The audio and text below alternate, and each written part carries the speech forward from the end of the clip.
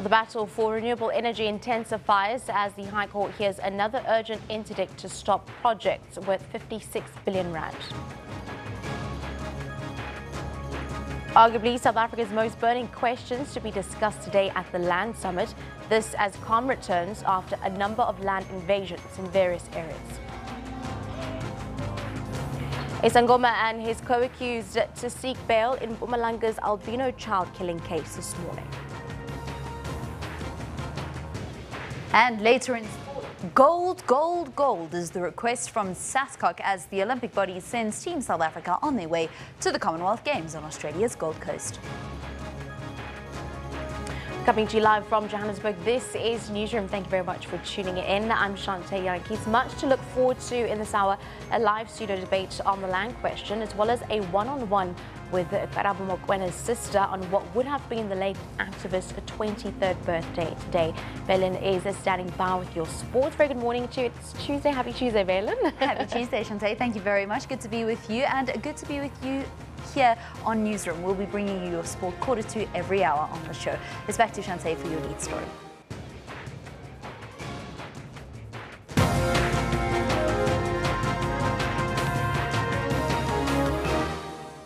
Your lead story, an urgent application to stop an agreement for a 56 billion rand investment in renewable energy projects is expected to be heard in the Pretoria High Court today. The Transform RSA and the National Union of Metal Workers of South Africa, NUMSA, brought the application 2 weeks ago. Government was about to sign the agreement with 27 independent power producers, but it was put on hold pending the outcome of today's court case. The investment partners with the IPPs will include Eskom as a state entity and the Development Bank of Southern Africa.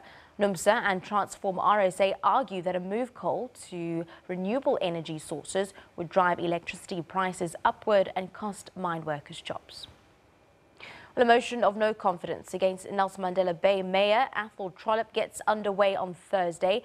It has seen massive horse trading among various political parties in the council. The Nelson Mandela Bay Metro continues to be a political hotspot. The coalition government remains in the spotlight, thanks to the EFF's motion of no confidence against Nelson Mandela Bay Mayor Athol Trollip. Trollip says he does not fear the upcoming motion of no confidence. He says next time the DA will win outright and not have to rely on coalition partners.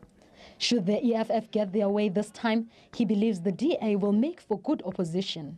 What I find ironic about what Julius Malema says is that we are arrogant because we think that we have the right to govern and we don't have an outright majority. Well, I can tell you that I think 47% gives us more right to expect to be leading a coalition government than 4% in the city. There has been a political horse trading between parties for some time. The initial coalition partner, the UDM and DA, butting heads early on, with the UDM losing the deputy mayor position and then walking away from the DA coalition. Now the UDM will support an ANC mayoral candidate along with the EFF on conditions that the person is reputable. The ANC saying they will name their own candidate.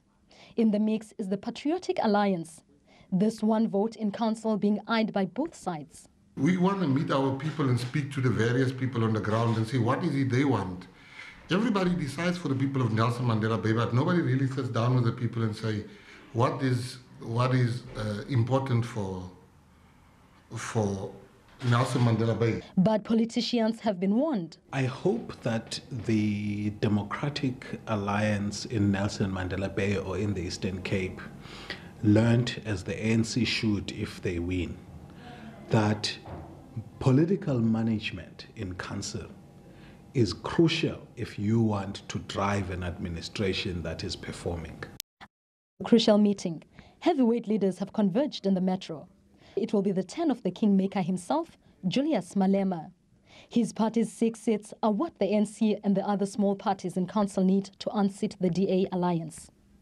But he and the ANC will need all the remaining parties' votes to ensure they topple Trollip. Andangonji, SABC News, Port Elizabeth.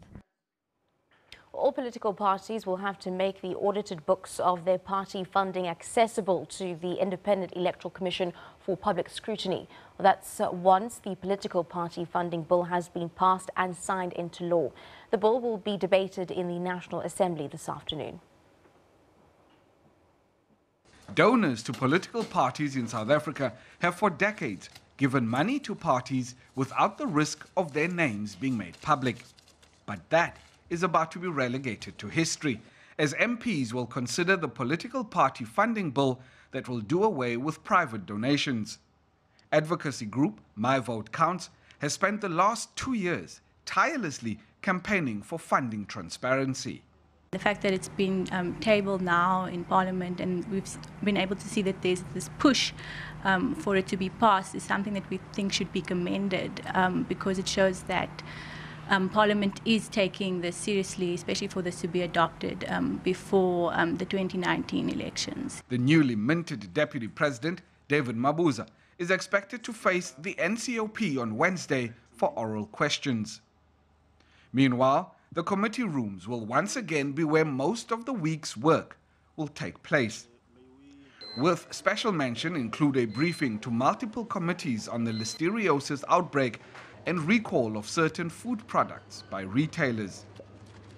The Home Affairs Committee will meet to discuss emails about the early naturalization of the Gupta families, and the Special Investigating Unit, the Auditor General and National Treasury are expected to brief SCOPA on challenges facing the Department of Water and Sanitation.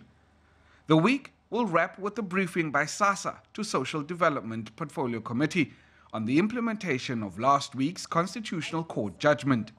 Lucanyo Khalada, SABC News, Parliament. Well, the Eastern Cape Department of Education is investigating the furor that has erupted after allegations of AIDS testing on primary school children at some schools in Port Elizabeth were done without consent and the results revealed to other learners. The Eastern Cape AIDS Council, the department and the NGO who did the testing met in Port Elizabeth to discuss the matter. Trying to find out what went wrong. Questions are already asked about the suitability of testing in a tent. We found that due to the design of the tent where the testing was happening and counseling, the NGO did try their level best for that information not to go to other people. But due to the design, it might have happened that other people had the results of people or of their results given to other people. The HIV testing policy guidelines for testing children stipulate it can only be done when it is in the best interest of the child and it should be voluntarily, with informed consent. The policy also allows for children older than 12 to consent to testing. Parents are aghast at what has transpired. I asked my child what happened and he told me they took him to the tent, gave him a piece of paper and told him to sign. After having signed the paper, they pricked him on the finger. 2 lines appeared on the apparatus and he said he did not know what to do. Another child was also present while the testing was done and he said 2 lines, it means you are HIV positive. I then asked the teacher, "Ma'am, what do I do? Because it's my child who was involved in this. This entire situation pains me."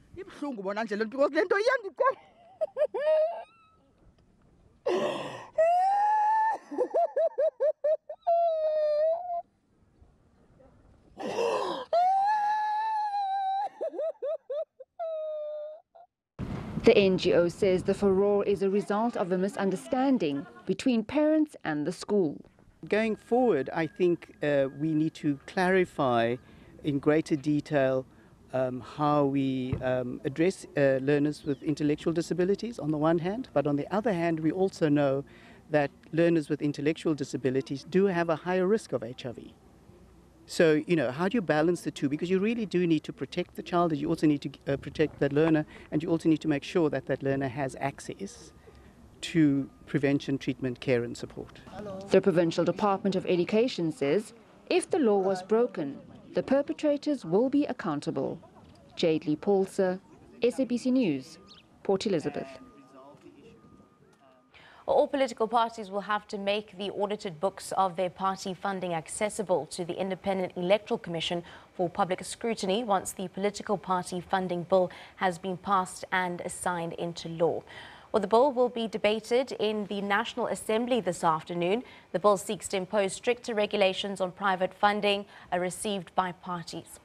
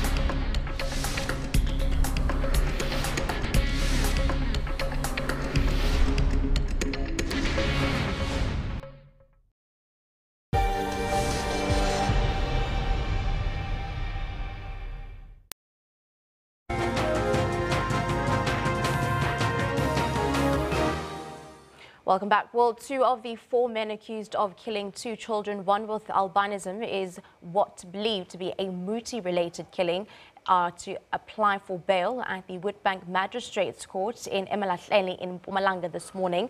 The men, including a traditional healer, Tokozani Msibi, and are rather facing 2 counts of murder, 2 of kidnapping, 2 of conspiracy to kidnap and violation of a corpse. Otemba Tubane and Knowledge Mtlanga will appear alongside Ntokozi Mkize, who decided against applying for bail. Msibi, who is believed to be the mastermind behind the plot, has denied, or rather was denied, bail earlier this month. In previous appearances, community members, leaders of political formations and children advocacy groups protested outside court, condemning the brutal killing of the 2 children. For the latest, we are joined from the Witbank Magistrate Court by SABC's Sibongile Mkani. Very good morning to you, Sibongile. Can you give us an update of the killing of the 2 children? Good morning. Yes, we are outside court. It's fairly quiet this morning. The roads have been cordoned off and police are on standby. We've seen some members of the ANC gathering just 2 streets down by the court. We know that they usually come here and protest and sing. We've seen them gathering this morning there, waiting for buses that are bringing other people. While inside court, we are still waiting. We've seen the lawyers of the 2 accused. They opted to get their own private lawyers. We've seen those lawyers here today. We're not sure what time exactly the case will start.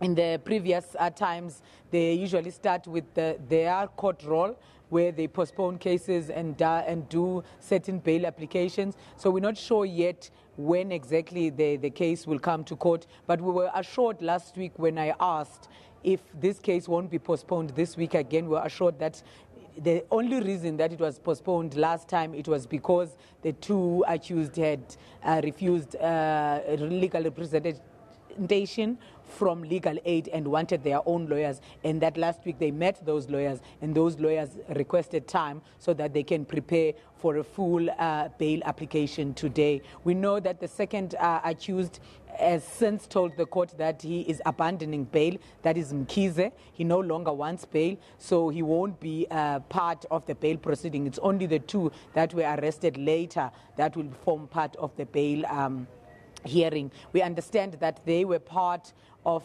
the kidnapping when the children were kidnapped at home at gunpoint. So we anticipate that they will shed some light as to how they planned this whole thing. We already know from past court appearances that the mastermind is the Sangoma Msibi, who had wanted a bone of a person with albinism and had taken that bone to Swaziland so that to make his business flourish. Those were the words that were said in court. Right now, we are waiting for the court proceedings to start. What is of concern to the community, as I was talking to the people and some members of the family, is the worry that so much time has lapsed since they've been waiting for DNA test results. We know that we were told in court that some of the body parts were taken to Swaziland. We are not sure yet if those body parts have come back.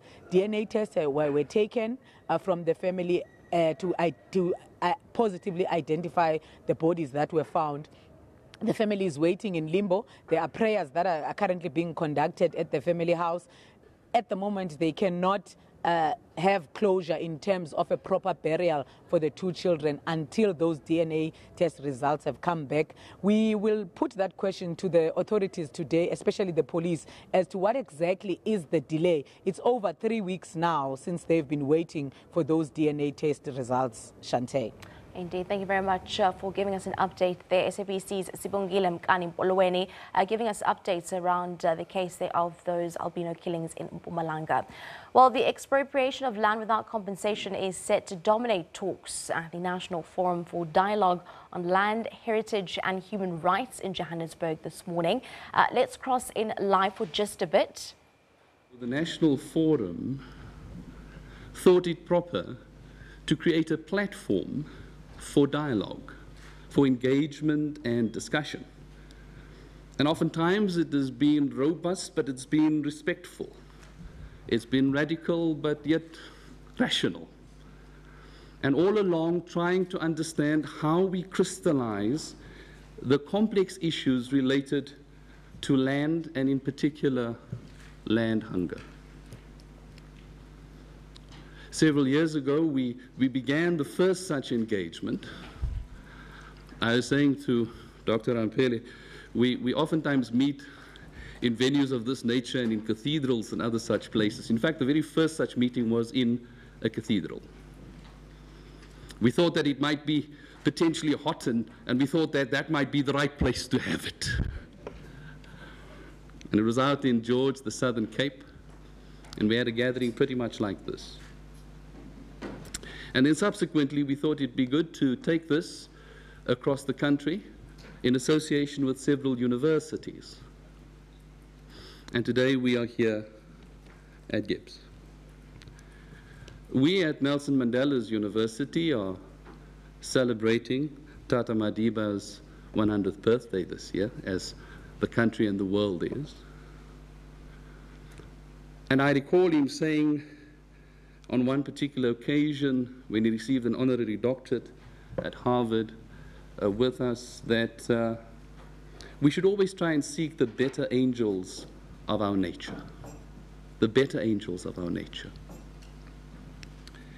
And well, we do know that Gowana Mashban, as well as Minister of Mineral Resources, Mr. Gwede Mantashe, is also expected to address the very summit. Well, to take the land debate further, we are now joined in studio by social activist and author Sizwe Mpofu-Walsh, as well as Christopher van Rede, the Deputy Executive Director at Agri South Africa. Very good morning to you. Thank you very much for joining us this morning, gentlemen. Firstly, I'll start with you. What are your current views around some of the issues, specifically in the land debate that we've been having and the land invasions that we've been seeing just north of Johannesburg?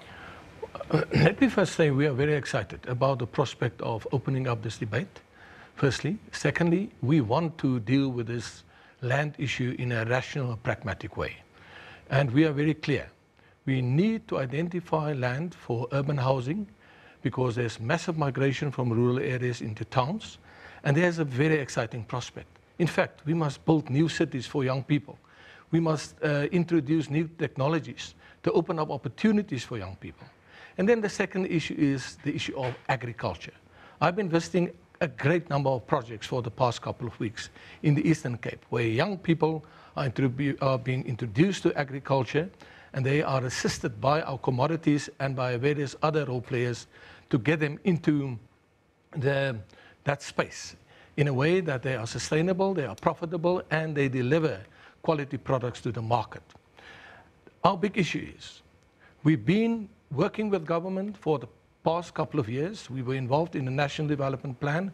We were involved in the Agri-Pakisa process, where we have developed 27 initiatives.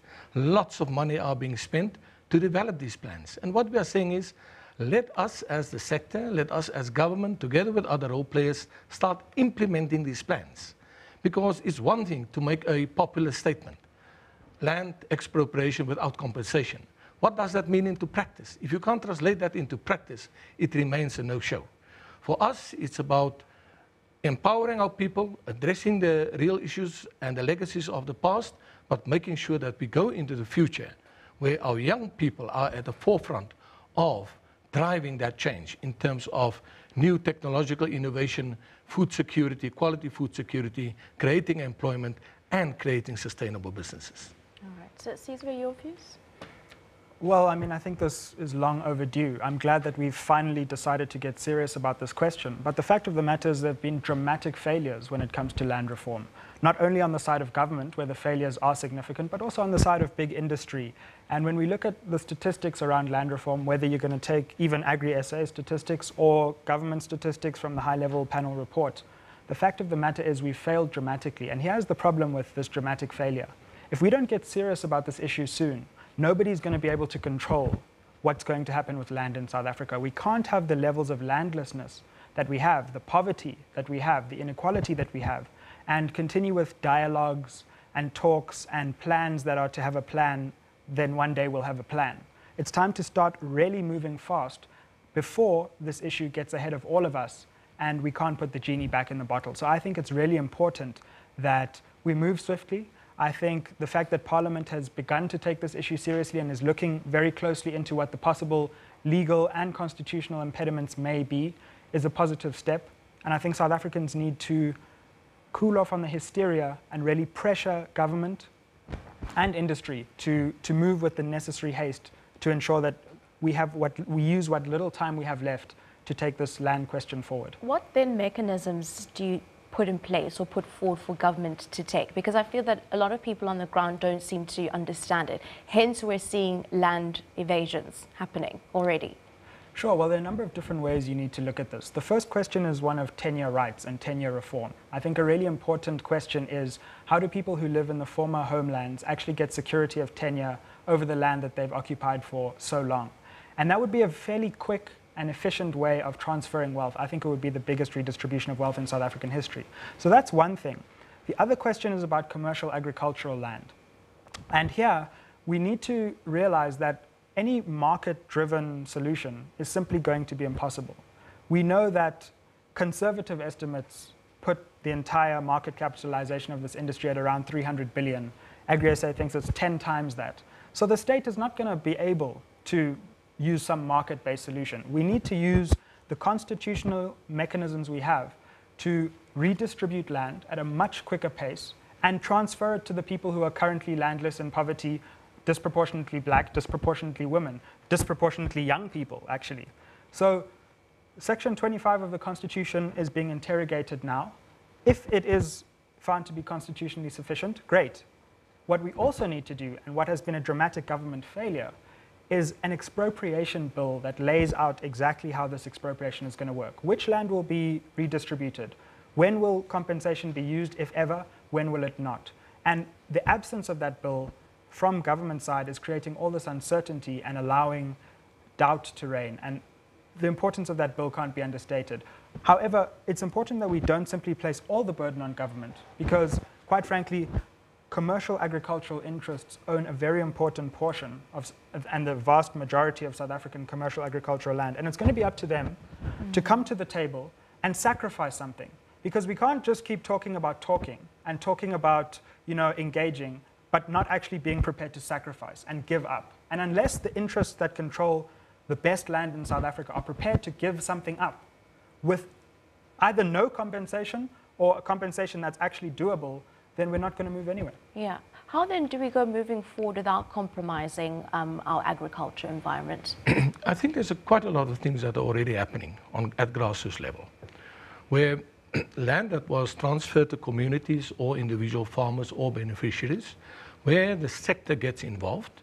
We supply the credit, we supply the expertise, we supply market access, and I've been to a number of these places where those things are actually happening, where people who were placed on farms actually drove that entire enterprise almost into bankruptcy.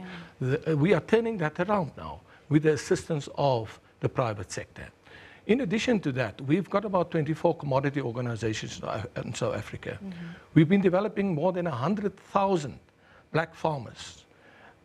5,000 of them are in the Eastern Cape. They are producing wool. That wool is currently being exported to China and other markets.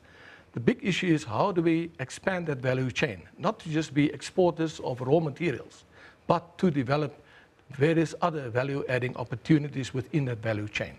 In addition, Grain SA is doing the same thing. However, I'm the first to admit we need to, on a much larger scale, intervene and make sure that we have more success stories. We've seen too many of these farms being transferred to communities and it completely collapsed. One of the biggest apple farms just outside Bethlehem as you go to Fourierburg. I saw it the other day. It's a tragic sight to see what has happened there. But I want to emphasize, we need to do a proper analysis of what has gone wrong with all the interventions that government and us as the private sector brought to the table. Mm-hmm. And one of the biggest issues is, how do we identify beneficiaries? I've seen in too many instances where people who have no interest in farming, but due to their political connections and the role that they play in terms of political activism within a particular region, suddenly has a farm, and then you find out, oh my goodness, the family member also has a farm. And those are the issues of corruption, the issues of how do you identify beneficiaries, especially for agricultural purposes, that we need to sort out. But at the same time, we need to drive the issue of urban housing on a much larger scale. Even in Britain, the Premier has warned speculators, stop speculating with land that should be made available for urban housing. Mm-hmm. In South Africa, our constitution makes provision for that. We can expropriate that land, right? And we can ensure that there's just and fair compensation. We don't have to necessarily go for the market route. But if we do not address the issue of urban housing and rural housing, then we're going to have even serious trouble going forward. Now, Chris, you mentioned the issues of identifying beneficiaries. How do you think beneficiaries should be identified? Well, there are a number of issues there. I think the first thing to remember when we talk about how beneficiaries should be identified is that there's this tremendous myth that you need to be a farmer in order to be a landowner. So the way people have postponed this debate is said, no, we need to train a generation of farm workers to manage these farms. The difference between management and ownership is vast. In fact, the easiest thing in the world is actually land ownership. Ask a British aristocrat. So we need to distinguish between land ownership and farming. You don't need to be a property owner to be a bricklayer. You don't need to be a farmer to be a land owner. The question is, how are we going to transfer the ownership of land to the people who've been dispossessed for so long? And so I don't buy the story that farms will collapse in people's hands if we transfer ownership, because management is a different question. That's the first thing. The second thing is the identification of beneficiaries. Industry can't come here and say, we need to discover how. They should have a plan about how. What's their plan? I mean, you can't ask government to come up with a plan and not have one of your own. There are a number of different models we could use. Should it be workers who have worked those farms, many for generations, who should be getting a share in those farms? Should it be people in surrounding areas? Should it be educational institutions benefiting from these agricultural enterprises? Of course, it should be historically dispossessed Black South Africans who this land is transferred to. There are also models of state custodianship which have been dismissed without the actual depth they deserve. So we have, for example, the Singaporean Land Authority, which has run a very important state custodianship model, which has allowed it to redistribute land on an equitable basis and run a very efficient market-based economy which is food secure. So there are a number of models. The model that we certainly cannot continue with is the current model, The model we can't continue with is the model where we say, one day we must think of a model and have a summit to come up with a model. We've had 24 years to do that, and industry and government must now start acting before events take them over, and their recalcitrance ends up destroying what we have struggled to build for so long. We do know that the issue of land made headlines, not only in South Africa, but internationally. Also hearing a representative from the Australian Ministry also calling on South Africans to, possibly come to Australia and that they need help. What do you make of comments made such as that from outside forces? Let me be very clear. We cannot allow political opinionists, especially South African groupings, that foster and promote a particular group identity and a group culture and the protection of minority interests. We cannot allow these people to dictate the course and the future of this country. And we cannot allow them to go overseas and then drum up this type of skewed support. This is absolutely not in the interest of social justice and the era of social justice which we are entering.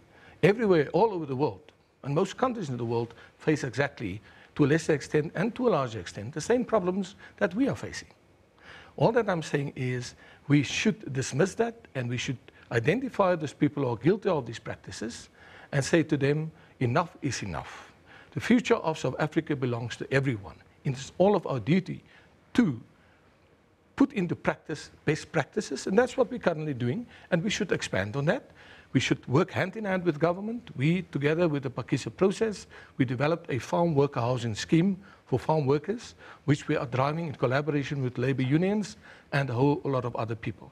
Your big problem is the fragmentedness within government. You've got your state departments, various state departments, you've got provincial departments, and often when we generate the plan, we find, oh my goodness, there's no linkages or there's no alignment between these various departments. Everyone has its own priority. So there's a lot of technical stuff behind the scenes that we need to iron out to make sure if this is the way we go, we start at point A, we move to point Z speedily, and we ensure that all of those constraints are dealt with. But we cannot allow all of these political opinions to add another layer of constraints which we are busy with. These were your views? I don't know who cheats more, the Australian cricket team or the immigration minister. It's starting to become a difficult question. I mean, how dare Australia stand up and try to tamper with this very sensitive issue in South Africa and peddle racial hatred and become the spokesperson for the global right wing, which is defending the privilege of people who have unfortunately wrought tremendous havoc in this continent. I think it's despicable, it's disgraceful, and I'm glad that many people in Australia have actually stood up to their own government for the shameful comments of their Minister of Home Affairs. And in South Africa, I don't think we need to be distracted by this. There's a huge global campaign spreading from Fox News in the United States to the Daily Mail in Britain to Australia that's trying to discredit a very important debate that's happening in South Africa. How do we retain the stability of our economy? How do we retain a vibrant democracy while redistributing wealth? And those two things go together. They're not opposites. And I think that's what we've lost in this debate. If we don't get serious about transferring wealth in a very meaningful way and land, then we can forget about this democracy. That's what's ultimately going to ensure our stability. That's what's ultimately going to ensure food security. That's what's going to ensure economic dynamism. Definitely. Thank you very much for joining us in studio. Of course, social activist Sizwe Mpofu-Walsh, as well as Christo van der Rede, a Deputy Executive Director at Agri-SA, talking about the land debate. Speaking of which, let's cross live to that Land Forum Summit, which is currently taking place. Minister of Mineral Resources, Gwede Mantashe, is currently on the podium. Land. So it's a dangerous narrative that giving land to blacks will destroy food security and will destroy food production. It's a dangerous narrative. And I think we should first demystify that notion totally. Secondly, I don't know whether, Jeremy, this is expropriation that we're talking about or is restoration. I think we should look into that, because if I was born in Kala, grew up there, I still regard Kala as my home. And one of the things that I've been raising in the ANC all the time, first of all as a law enforcement, to say this debate on land is a wrong debate. We're debating it wrong. And number one, we're raising this thing that 1913 cannot be the date. It's a wrong date. And people ask me why. I said, I grew up in the Eastern Cape. You can't talk land redistribution in the Eastern Cape without talking to the wars of dispossession.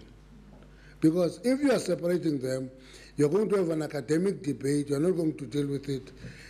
You know, there's a man who is my hero in the Eastern Cape called Karabo Mokoena. He's my greatest hero. He fought 7 of the 9 major wars of dispossession. He commanded them. He became a general without being a general. He became a king without being a king because he fought these 7 wars. One of the most exciting ones is the Battle of Karabo. Because Karabo was the brother to Charlie. There was this land between the Kiskama and the Fish River, which was declared as a no man's land. And Karabo, as a young man, took the cattle to that land and he grazed them there. And then the British soldiers came and wanted to take this cattle, and he said, no, you can't take these cattle because they belong to the royal family. They scratched him with a bullet and he bled. And they described this incident as he came to Mokoena. They don't say bleeding. It's very graphic because they say, Wafika eli jaja likas. You see, was that language, the language of war. Ufike eli jaja likas, meaning that he was bleeding profusely. And then Mokoena said, there can be no peace when the children of Ngega are bleeding like this. That battle started, the Battle of Karabo. So I'm raising that issue because you can't be ahistoric in dealing with the land question. That is the first thing. You can't be ahistoric. You must be historic. You must link it to the wars of dispossession. You must be able to trace the movement of the boundaries from the Great Brack to the Great Fish, Kiskama, Kume, Kai. Because those were results of wars, and every time they were moved, that's why we talk of land, we're not talking of animals. But history tells us that after every war, once they were defeated, there was also a charge of X hundreds and thousands of cattle that were taken as a punishment. You are defeated, you are pushed, go to the east of the Kume River, therefore you must pay 14,000 cattle. And therefore the animals that are going with the land must be factored in the debate because we went through that process painfully that way. Until we do that, you see, when there was a consolidation of a municipality in that area they called Raymond Mhlaba, I was arguing that it should be Karabo Mokoena because he fought battles in the Cutback Valley. So that whole Cutback Valley should have been called Karabo Mokoena because that Cutback Valley is very rich, but our people were pushed out of it because precisely it was rich. Now, if we don't touch those wounds, we're not going to be able to settle the land question. That's my argument. Now, as a farmer, Jeremy, I'm not that big a farmer. 534 hectares is not a big farm. I can tell you, it's not a big farm, but it's substantial if you compare to 0. Yeah, if you compare it to 0, it's big. But if you compare it to all my neighbors, the smallest neighbor I'm sitting with in that area, Elliot, is having 4,000 hectares. You see, that is the smallest owner there, 4,000 hectares around me. He surrounds me almost like an amoeba. Now, that is the debate we should have. Therefore, the debate that was introduced in the conference, adopted by the conference, of expropriation without compensation should be located to the emotional side of land hunger. And the emotional side of history, it should be actually be debated whether it is real expropriation or restoration. Now, I'm raising that. It's not in the resolution. I'm raising it because when you restore, you are not expropriating, you are restoring both dignity and ownership of land. And that is the debate we should be having, because you see, Tobi is from a small dorp called Kala, you see. But when it is me, we call it a city. When it is him, it is a small dorp. He knows in the mountains between Funundil and Lower Kala, there is a place called Ifam Yakwamandashepa. There's a farm there. But there is history behind that farm, I want you to know it. It's 333 Morgan, bought by my grandfather in 1930. He bought the farm in an area called Ida. But he couldn't get that land. He had to go to the native Kalanga district to farm, which was more barren in terms of the quality of land and grass. And he was moved. He bought this land. He worked in the farms. He collected livestock and sold it and bought land. He wanted it in Elliot, in Ida. But they said, but you can't have a farm here. You must go to the native Kalanga. That's why we ended in that mountain. Very small arable piece, mainly a mountain, because as a native, we couldn't access land in Ida. We had to go to the native Kalanga. So in this debate, you must touch those emotional aspects of land disposition, because if we are not talking about them, we're not going to heal, and it's not going to happen. Now, the ANC in December resolved, let me read the resolution. The ANC should, as a matter of policy, pursue expropriation of land without compensation. This should be pursued without destabilizing agricultural sector, without endangering food security in our country, and without undermining economic growth and job creation. Now, as an activist, I used to say when we resolve, once in your resolution you say not, that is not a resolution. Once you add not, you should not, you should not, you should not, that is not a resolution. It's more a caution than a resolution. The resolution is that expropriate the land without compensation. And then we said, let's talk about food production, economic, and one of the issues that we raised was, listen, what does that mean? It's important that you don't destroy food production. We looked at it, we work very close with ZANU-PF. I've been to Mashonaland, I've been both west and east, went and see the issues. And I can tell you that in the long term, that program will benefit. But in the short term, it destroyed food production, precisely because they dived into it. To get my point? No proper preparation, no development, but later on, they attached extension officers to a group of small farmers of the 5 hectare a household, much later. That was trying to transform what was the land redistribution, almost described as land grab, into a productive program. Then attached an extension officer to a number of farms, another one for another farm, and so forth.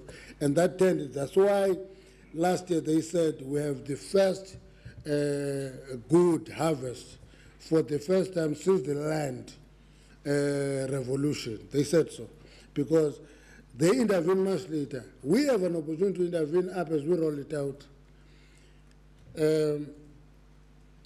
Minister Maite, you are taking over a very difficult portfolio of land reform. You know, the difficulty with that portfolio is that it has the programs, but the programs are regulated by the bureaucracy in a way that destroys the intention.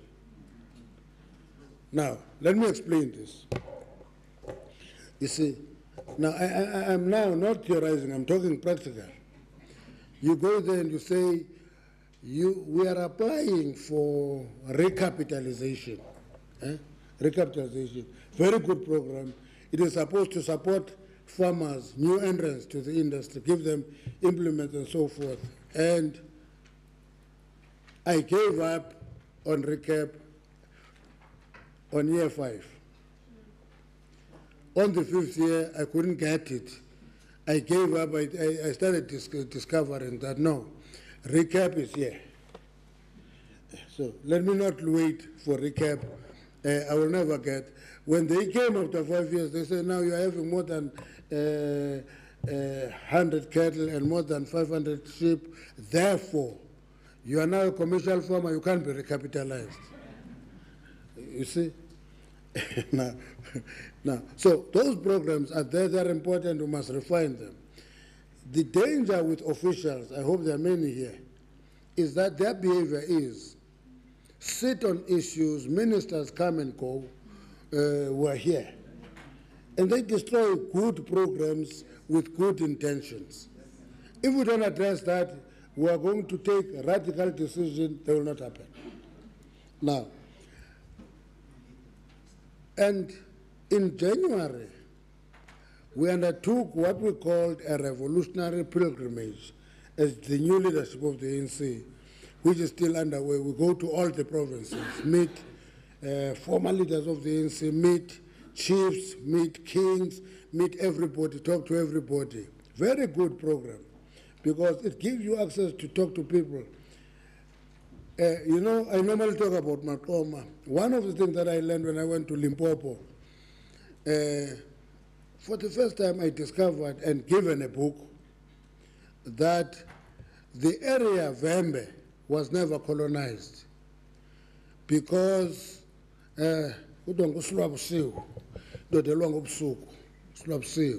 Umakadu was never defeated.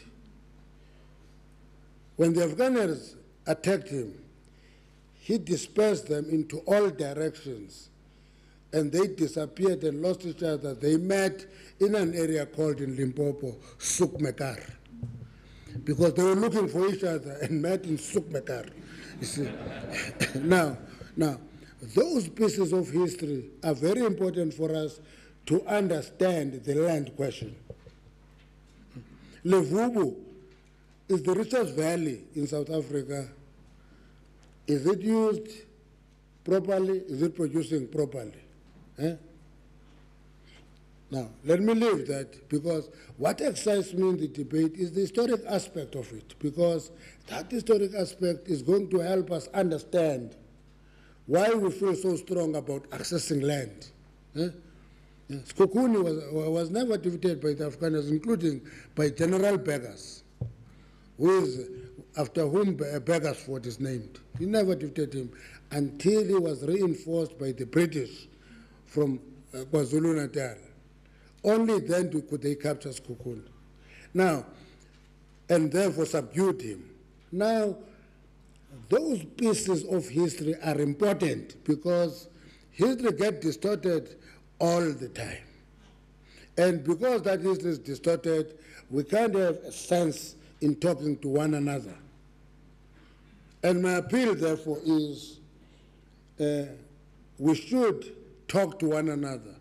We should talk to each other. We should engage. We should listen. We should understand. We should understand the fears of those who sit on the land when we talk of expropriation without compensation. The reality of the matter is that it is not a policy to drive whites to the sea. That is not the policy. It has never been a policy of the ANC. It will never be the policy of the ANC unless the ANC becomes something else. It's not. It's about fair distribution of land and give our people access to that land. That debate is the debate we're having in mining, Jeremy, that, listen, you can't monopolize wealth. Black people must have access to wealth. Black people must have access to land. There's a man in Ugi who owns 21,000 hectares of land. Without asking the question whether it is productive or not, it is just unfair for one man to have 21,000 hectares of land when everybody stays around him hungry for land. You see? It's just unfair. Before you go to the content, it's just unfair, you know. There's a man in Queenstown. He's a big farmer. He mobs us every farm that comes to the market. He buys it. He has bought the entire Ida area. The entire Ida area is owned by a single man in Queenstown. It can't be fair. When we talk of expropriation without compensation, those are the first candidates for the expropriation. When a person is greedy, when a person becomes greedy and takes every piece of land to himself, that person should be the first candidate for expropriation, because he's not needing land, he's greedy. He's greedy. We must deal with greed without being soft on greed. Greed is dangerous, Jeremy. You must appreciate that around you people are hungry for land. They must access that land. You must get land that is sufficient for you to produce, but the other one must be released. That's my argument for today. And number 10, lastly, you know, the resolution in Parliament, I think we're making too much of it. The reason that we've started this process, you know why we started this process? We started in the ANC. There's a paper of the ANC which is here. It's called a mandate for transformation. That is what we label this debate about. It's a mandate for transformation. And this paper, which this process will fit into, is intended to allow a rational discussion and debate on the land question. That's what it is meant. And you can't discuss the land question without going through a painful process. You must touch the raw nerves. The intention is not to make anybody feel bad or destroy anybody. The intention is that let's come to the party, let's appreciate the sensitivity of the land question. I'm sure TP, the CEO of Land Bank, will be able to say you how imbalanced is the book of the Land Bank on land. Big chunk of that book is with the white farmers. Small portion is with black farmers. Very small portion. I hope you can share that with us, because it is a tool of transformation in Land Bank if it is used appropriately. If it is used appropriately, you can look into all these tools of transformation, transform the sector, make it a sector of the people. You know, Jeremy, I think mining must be part of the discussion on land. You know why? Sometimes they go and get the mineral underground, and there's a big farm on top, on the surface, that is not used for anything. That land must be subjected to this debate, because that is land that can be used for something else. You can't leave that land barren because there's a mineral underneath. Go underground, take the mineral, but use the surface land for production. And the keynote for me, the key word for me, is productive use of land. It's not only about farming, it's also about urban productive use of land. It's about all the categories of land. The key word to me is productive use of land.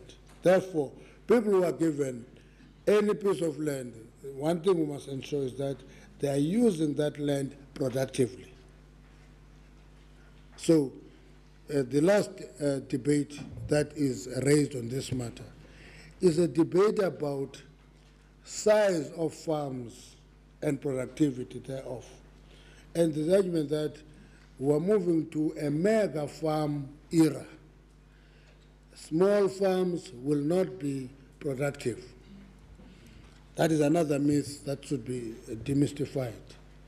Intensive farming happens in small pieces of land, you know. I have 2 kids who love farming as well, Jeremy. They are into chicken farming. They don't need 500 hectares.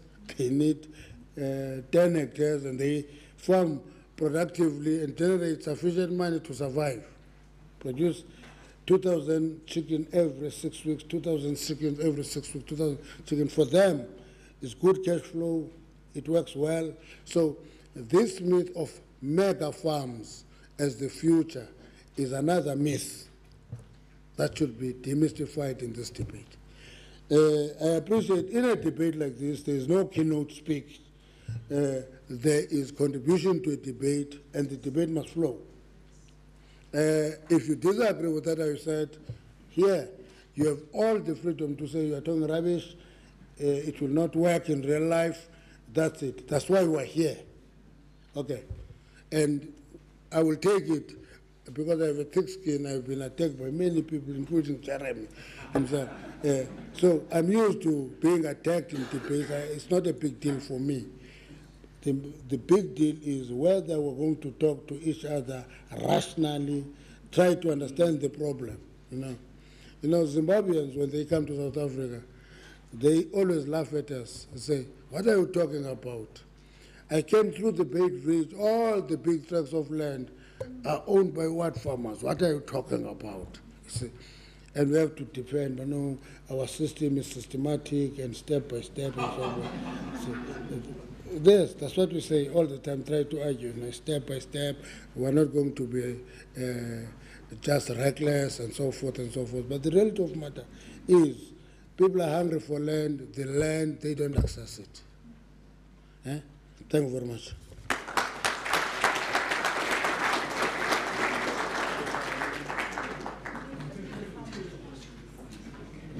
Well, that was Minister of Mineral Resources, Gwede just opening that forum and summit around the issues of the land debate. On that note, we take a short break here on Newsroom. When we come back, your headlines.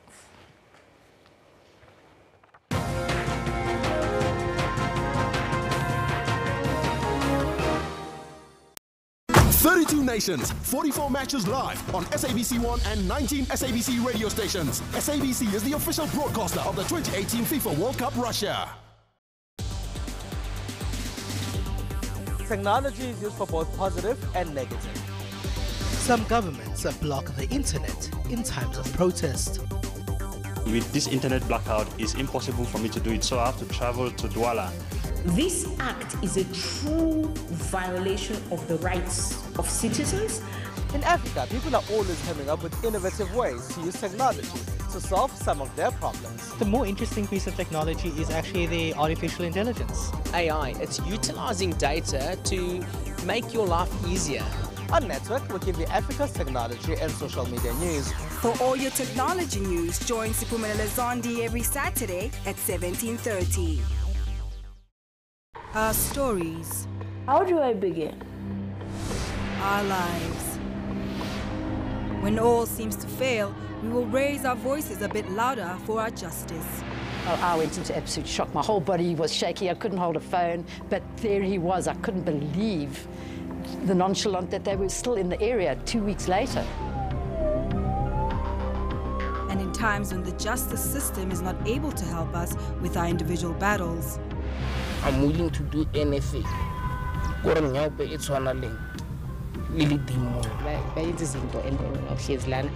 you doing? Nothing. Feeling sorry for yourself. No, it's not an option. These are our stories on Cutting Edge Channel 404.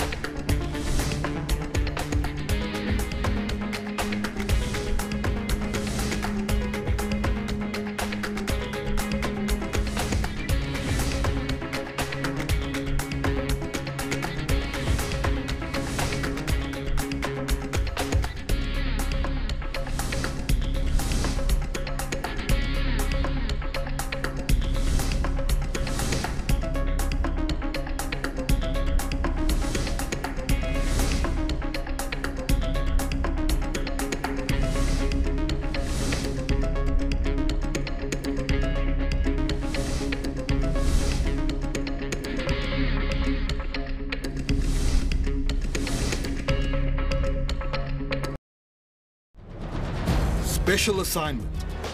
Crime keeps the society in terror and pain. Why so? If someone phones me, this phones me, tells me, okay, look, he needs a silver, and I get you all driving, I'll take it. What pushes normal people to be so hard, heartless, and brutally kill one another? The other side of it could be more for their own psychological It might be part of a sexual fantasy that they have. It could be about power and control. After proper investigation is followed, the perpetrator gets arrested. It's quite a massive process. And I think we do it our parents. I think justice is served. Emotional scars remain. We would pay any price to get him back, and the sad reality is that it's gone. Special assignment. We unravel the truth every Sunday at 21:30.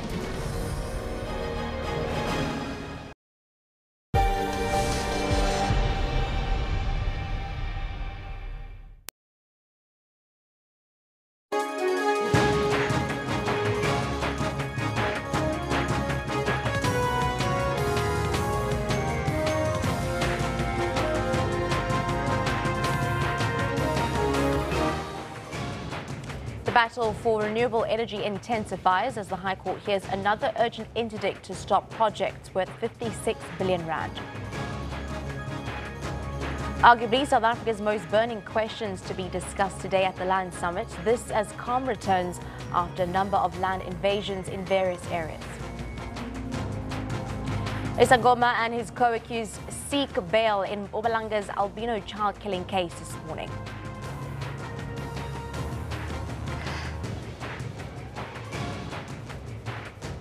And later on in sports, Australian cricket captain Steve Smith has stepped down as captain of the IPL side, the Rajasthan Royals, following the ball tampering scandal in South Africa. He's been replaced by India's Ajinkya Rahane. Coming to you live from Johannesburg, this is Newsroom. Thank you very much for joining us. I'm Shanta Yankees. A lot to look forward to in this hour. Of course, a one-on-one with Karabo Mokoena's sister, Bontle Mokoena, on what would have been the late activist's 23rd birthday. Of course, Valen will come in just a bit, bringing you all your sporting highlights. First things first, let's have a look at your lead story this hour.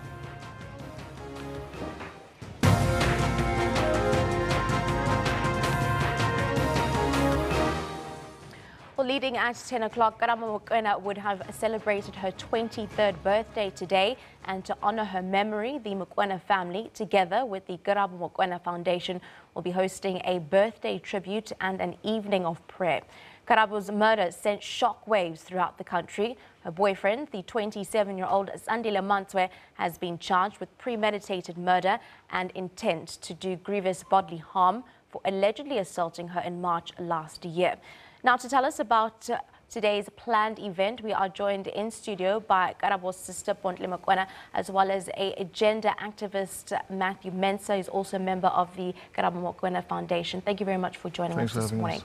Firstly, Bontle, condolences, of course, to your loss of your sister. And today would have been Karabo's 23rd birthday. What is the family going to be doing to honor her memory today?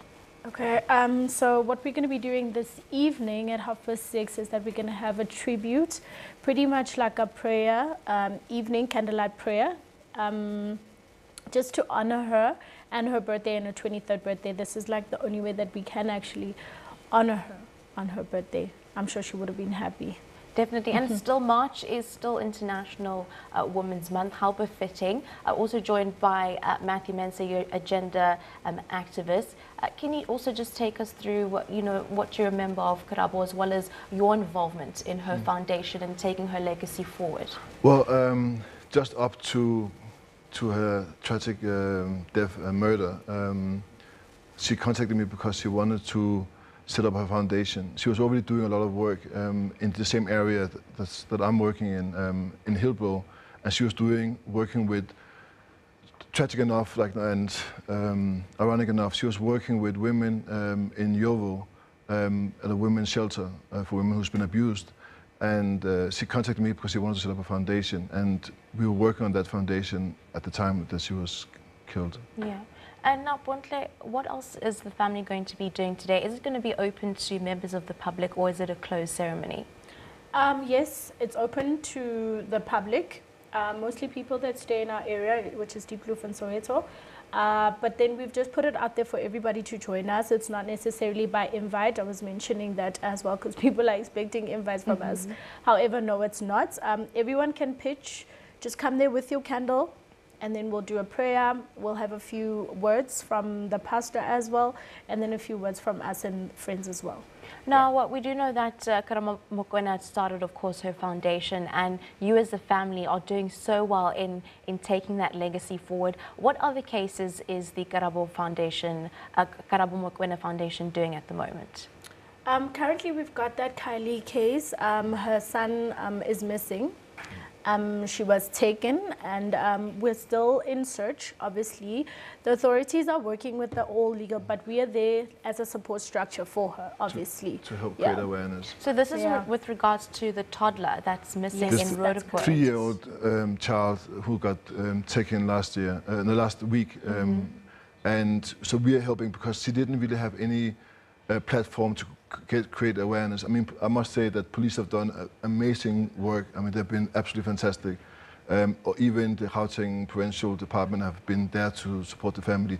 But it's important to get as much awareness about and to find out anyone else who have seen this little kid and 3-year-old kid. You can imagine for her mom to go out every day not knowing where her child is. And part of the story is, of course, that her ex-boyfriend is now in jail on suspicion of being involved with the disappearing of that child. And he was denied bail, yesterday.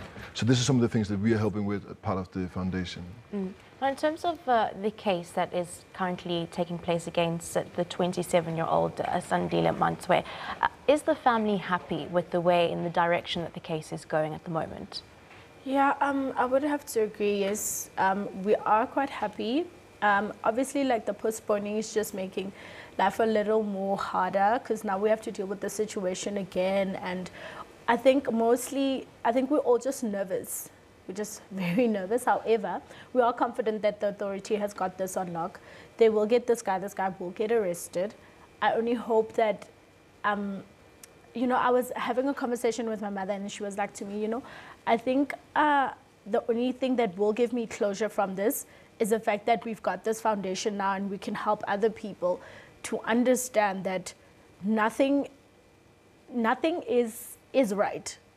If people aren't there to support you, nothing feels great to support you. If only we could do the most, because I even put up a post on Instagram, actually just to mention it, that when I was growing up, I was the only child for about 6 years. And I remember having this conversation with my mom at 6 years old. And I said to my mom, I really do need a sibling. And when she was born, she was like probably the best thing that's ever happened to me. And I feel responsible, almost responsible, as if I was supposed to be there and be like, no, please don't do that.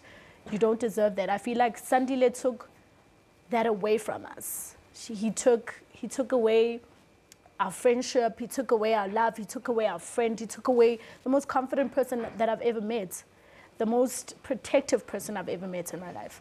So for me, it's still a struggle. However, we're trying, and we do have confidence in the prosecutor, the law as well. It will take place, and yeah. Has the family had any interactions with Sandile or his family? Have they tried to reach out? None whatsoever. Obviously, in the beginning, the family sent a letter of some sorts, but it was very dodgy. However, in terms of communication with them, no, none whatsoever. Not the mother, not the sister. I think the stepfather, if I'm not too wrong, no one has contacted us. In any case, I don't think that we need to have any conversation with them, Yeah. I'm very sorry for your loss. Just lastly, before we wrap it up to the both of you, how would you like to see Karabo's legacy live on? Well, I think from the foundation point of view, and especially talking to Bondle and her mom, Mrs. Mokoena, is to be able to continue the work that Karabo have already started, working with women who themselves have been abused, and also give a voice to those many women out there who find themselves in relationships where they're being abused, but they don't know where to go to or how to get help. And this is what we're trying to help, to make sure that as many women as possible can get help before it gets too late. Definitely. Yourself, Bondle? I think for me, it's just to remember that all that we can do really is to give people advice. And I think if there's anything that she would have wanted is for us to give women confidence, to give women advice that they would need. We're not saying that we are counselors. We're not saying that we're professional counselors. But however, if anybody needs any sort of support from us, that's what we are here for, anytime. Definitely. Thank you very much for joining us this morning. Of course, Thank that was the late Karabo Mokoena's sister, Bontle, giving us an update on the Karabo Mokoena Foundation and how the family has been coping since Karabo's passing, as well as the work that they will continue to do and honor in her name. We do know that she would have been 23 today on the 27th of March, also joined by gender-based activist Matthew Mensah, as well as a member of the Karabo Mokoena Foundation. Well, in light of that, that is our poll question today. We're asking you, what are you making of the progress in the fight against femicide, specifically here in South Africa?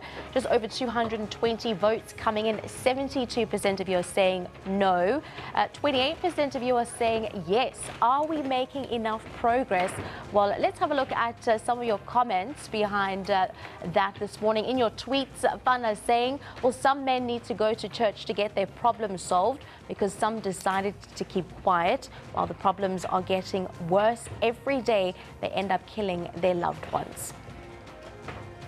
Nkosi Nati says, don't Rasuj the late policeman Constable Francis Rasuj. And Little Nolo says, too many of these cases are left unsolved. Well, of course, abuse is a daily occurrence in South Africa, whether it be emotionally, physically and financially, amongst others.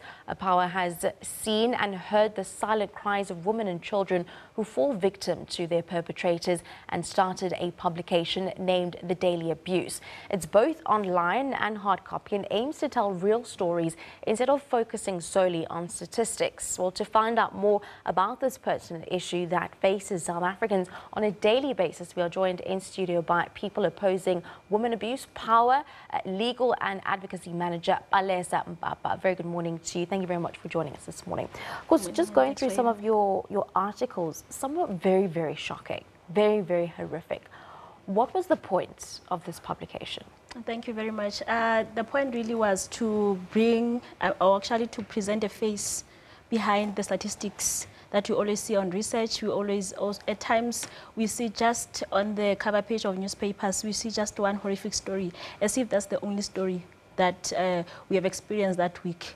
So the real story behind it was for us to actually bring the current statistics, which is actually putting us at one woman is abused every 4 minutes, bring it to the fore to saying, in a day, we're having about 360 incidents of abuse, be it domestic violence, be it sexual violence. So the real story behind it was actually to present that horrific and very high prevalence of gender-based violence in South Africa. Now, you know, media reports, or traditional media reports, so much on women and child's abuses that it somewhat gets desensitized. Do you think that, you know, this publication would also bring a point of not necessarily desensitizing, you know, the rape against women, the abuse against women, the killings of our women and children? Our hope is that it will not desensitize. In fact, it will bring more sensitivity in terms of bringing a lot of discussions beyond even the discussions. We're hoping that it actually will push forward the intention of having the NSP on gender-based violence, because in the last era of the previous Minister of Women, it was not an agenda that was even able to be successful. We're hoping that through this, a lot of issues or a lot of the high prevalence that we are seeing currently, we're hoping that it will really push forward, bringing into play that costed plan and also bring a lot of sensitivity. You know, because it's not only in the media. We are seeing a lot of insensitivity even in the criminal justice system. I mean, the service providers are not that sensitive to a point where we are seeing these cases that go some of them go unreported, some of them go unsettled. Women don't get the justice they deserve in terms of what are good, I think I would say the good legal framework. It presents a good picture in a way in which the government seems to address gender-based violence, but you're not seeing it on ground. Women are actually receiving the justice that is expected to be receiving. So we are hoping that it will actually bring positives. And also, all your stories are anonymous. Why is that? The anonymity is actually based on the reality that a lot of violence go unreported, and is actually based on the fact that for women, besides going out there and reporting your case, being on media, and at the end of the day not even getting the justice that you deserve, you'd rather keep quiet. So the people that decided to bring their stories preferred to be anonymous, and it's actually also centered around the issue of confidentiality that the client also deserve to get when they want to. Now, how much are you working with legal systems to help alleviate abuse? Because, I mean, a lot of people end up, or women end up not going to report it because they feel that, you know, the case would get thrown out of court, or they wouldn't be taken seriously when actually going to a police station. Currently, what we are doing as people opposing women abuse, we offer women the support. We also do make sure that if you've gone through the services, through the criminal justice system, and you find that your case has been dragging, or you're not getting even an update in terms of how far your case is, they can always contact us, and then we do the advocacy on their behalf. We contact the investigation officer of the matter and follow up on the matter. And also, where we are able to, we also do give women court support throughout their matter, so that we're able to see the discrepancies or the gaps that they end up having in their matters. Yeah. And now the publication, is it going to be a weekly publication, a monthly sort of publication? How is it going to be published and issued out? On the basis of funding, since for this current publication, we're funded by Joe Public. Joe Public has not been able to fund us for it to be on a weekly basis. It's just a newsletter for now that has just been a once-off publication. We're also hoping that with this launch, it will also invite some sponsors to sponsor it, to bring the issue of the prevalence to the fore, because we do have a challenge of funding at the moment. Yeah. We would have wished that it be a weekly or at least a quarterly publication, but due to funding, we are not able to. It seems that social media has also played such a huge role in showcasing your initiative. Are you hoping that, you know, through the attention that it got on social media, that it's going to encourage more people to come forward and speak up? It's actually our hope, because silence goes beyond just not getting services. It goes beyond not getting justice. It can actually kill the human being that you are, because besides even wanting to go through the legal route, it's also very, very important, as we always advise our clients, that it's important that you get psychosocial support. Just get counseling through your matter. You need to go through the healing, though going through the legal route is also your right. But it's very important. We are hoping that a lot of young people, because currently we are sitting at a point where we are seeing a lot of young people being violated. We've just heard a story of Karabo. Karabo was a young woman, and currently we are seeing that it's a lot of women beyond below the ages of 30 that are currently abused. And these are the women that utilize social media a lot. So we're hoping through that it will actually help us to reach that target. Thank you very much for joining us this morning. That was Baleza Mpapa, a Power Legal and Advocacy Manager, speaking more on the new publication, The Daily Abuse. For now, let's take a short break on SABC's Newsroom. Do stay tuned.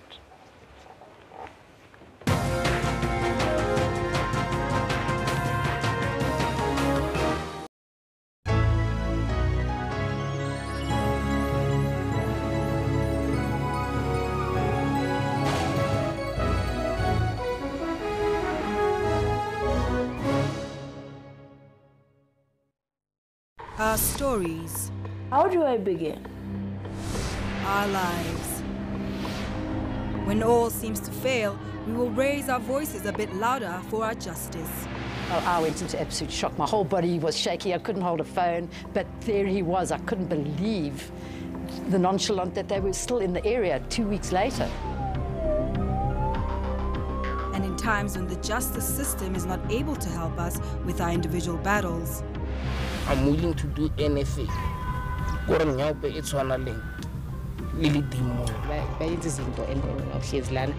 you doing? Nothing. Feeling sorry for yourself. No, it's not an option. These are our stories on Cutting Edge Channel 404.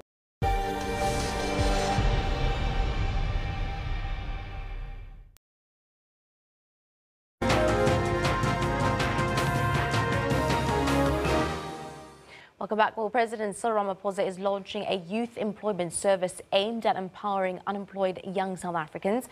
The 3-year program will ensure that young people gain work experience through job placement. For more, let's go live to the launching at the River Sands Incubation Hub in Diepsloot, north of Johannesburg. Currently, Gauteng Premier David Makhura is on the podium. So as you think about the many that are going to be joining, yes, I want you to also know that we are an experiment, Mr. President. Take Gauteng Province as a laboratory, a place of experiment in how you can give young people purpose. I don't know about you. I am sick and tired about every time we think about our youth, it's about negative things. It's about drugs. It's about crime. Is about substance abuse. I am sick and tired that we always think negatively about our youth.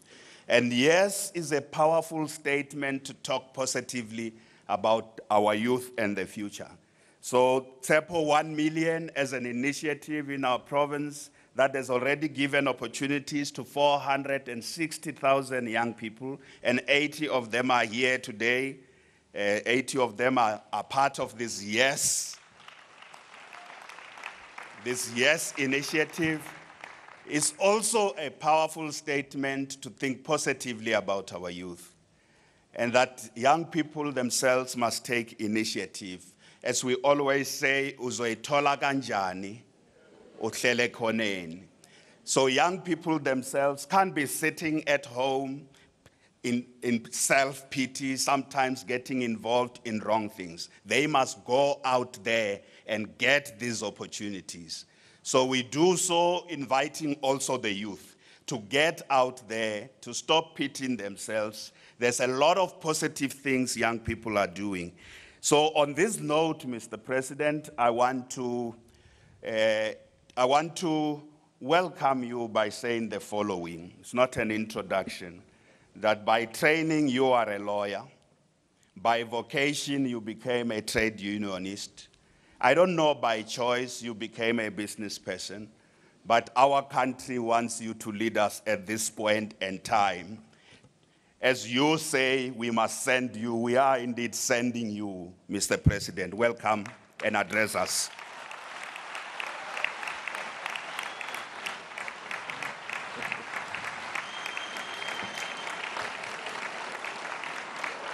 Thank you very much.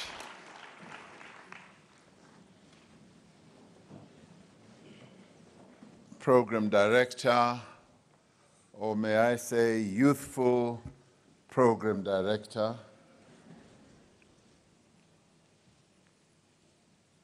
Premier of Gauteng, David Makhura, ministers and deputy ministers who are here, business leaders, especially Mr. Jabu Mabuza, Stephen Kosef, Colin Coleman, who've been very much a part of this, organized labor, Dennis George, representatives of youth formations, Comrade Josopu, distinguished guests and ladies and gentlemen. This is an occasion of real great significance in our country. The initiative which we are launching today had its genesis about 18 months ago when, as Stephen Kosef said, we had a meeting in the union buildings, and the CEO initiative was briefing government about a whole number of things that they had embarked on, and they had been challenged in a number of ways by government to respond to supporting small and medium enterprises. They had been challenged by government to begin to focus on how we can garner more investments in our economy. And in a side discussion, Minister Naledi Pandor said the business community really needs to start addressing the issue of youth unemployment. And taking a cue from that, I then looked at Stephen and I said, why don't you create 500,000 jobs a year for young people so that we can address this youth unemployment challenge? As you've heard, Stephen then raised it with Colin Cole, and they began conceptualizing this, and it started growing into this initiative. I had originally wanted 500,000 jobs, and Stephen, this is on, if you like, ideas that comes from some madness. I took a view that there are more than 1 million companies registered in our books in South Africa, and out of these 1 million companies, I took a view that if, say, half of them are still alive and operating, and each one created just one job for a young person, we would have 500,000 jobs created by each company that is registered on our books as a nation. And that is where the 500,000 jobs that I asked for came in. But I guess in crafting and putting together this initiative, the CEOs then realized that to give more practical effect to this, it would have to be scaled down to 330,000. I still believe it is possible to ramp it up to 500,000. And if we, in the next year, could create 500,000 jobs for young people, which, if you were to extrapolate a little bit more, you could start touching on 750,000 and 1 million jobs, we could make a real serious dent on youth unemployment. So today marks the official launch of this initiative. And in many ways, this initiative is set to change the lives of many young people in our country. And let us be clear that this initiative is not only going to be located in the urban area or in this Midrand in Gauteng where we are. We want it to spread throughout the country, to be in the towns, in the various parts of our provinces, in the villages, and as well as in the rural areas. We want it to touch the lives of young people right there in the rural areas. This is a timely, worthy, and ambitious response. It is ambitious because of its scale. And we are particularly happy that it is responding to what we perhaps can call the greatest and most pressing social and economic challenge facing our country at this moment in our history. We face a huge unemployment challenge, but the youth bear the greatest burden of this challenge.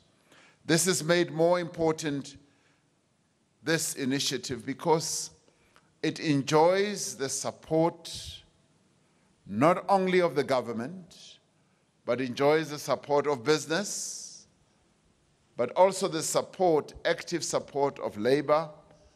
But what is even more pleasing, as we heard from our brother and colleague Josopu, it also enjoys the support of young people themselves. It is the young people of this country who more than most must daily grapple, day in and day out, with the misery and the indignity of poverty and unemployment. And it is rather sad when you see young people standing in the corners of our streets aimlessly, standing in the streets of our villages without any hope. And this initiative is seeking to respond to that, because it is they, our young people, who most carry with them the burden also of our past. And if we do not do this, their futures will be dashed by the devastating legacy of that past.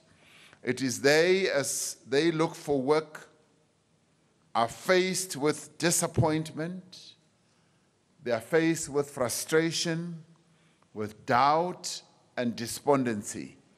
It is these young people who send their CVs around to many, many places by email, by WhatsApp, and never really get a response. Today we are gathered here because we all know too well that the depth and the extent of youth unemployment is huge in our country, and we therefore have to respond. And we know that millions of these young people do not complete school, and many that do not have the skills that our economy needs. We know about the extreme difficulties that poor black South Africans experience in finding employment all around without access to networks, without information about opportunities. And as we heard, they don't want favors, they want opportunities. Without exposure to the world of work, even those who even have further education often struggle to bridge the gap between learning and earning. We know too about the great distances that separate the places where young people live from the places where they may find work. And Josopu addressed this issue very frontally. And we also know about the cost that they incur to try and find employment, and having found it, to find that it is so far away from places where they live.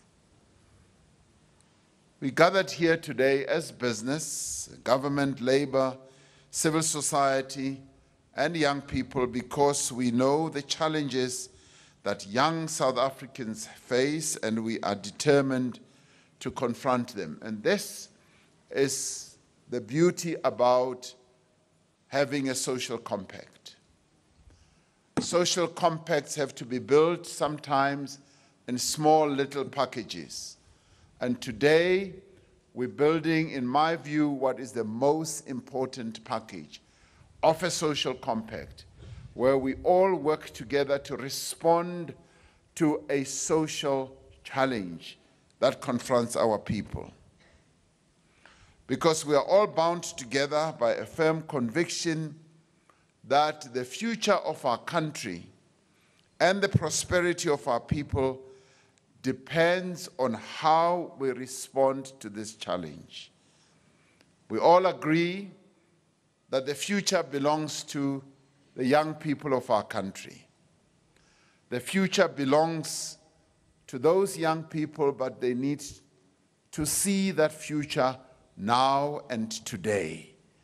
They don't want to see it yesterday, and they don't want to see it in 10 years to come. We are certain that although the difficulties may be great, although the obstacles may be daunting, and they are daunting, we have the means, the will, and the resources to overcome these obstacles.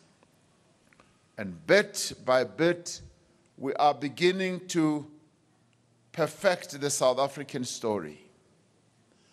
The decision by Moody's not to downgrade us any further is a great shot in our arm, because we can now face the other rating agencies and get them to begin to review the negative rating they may have given us.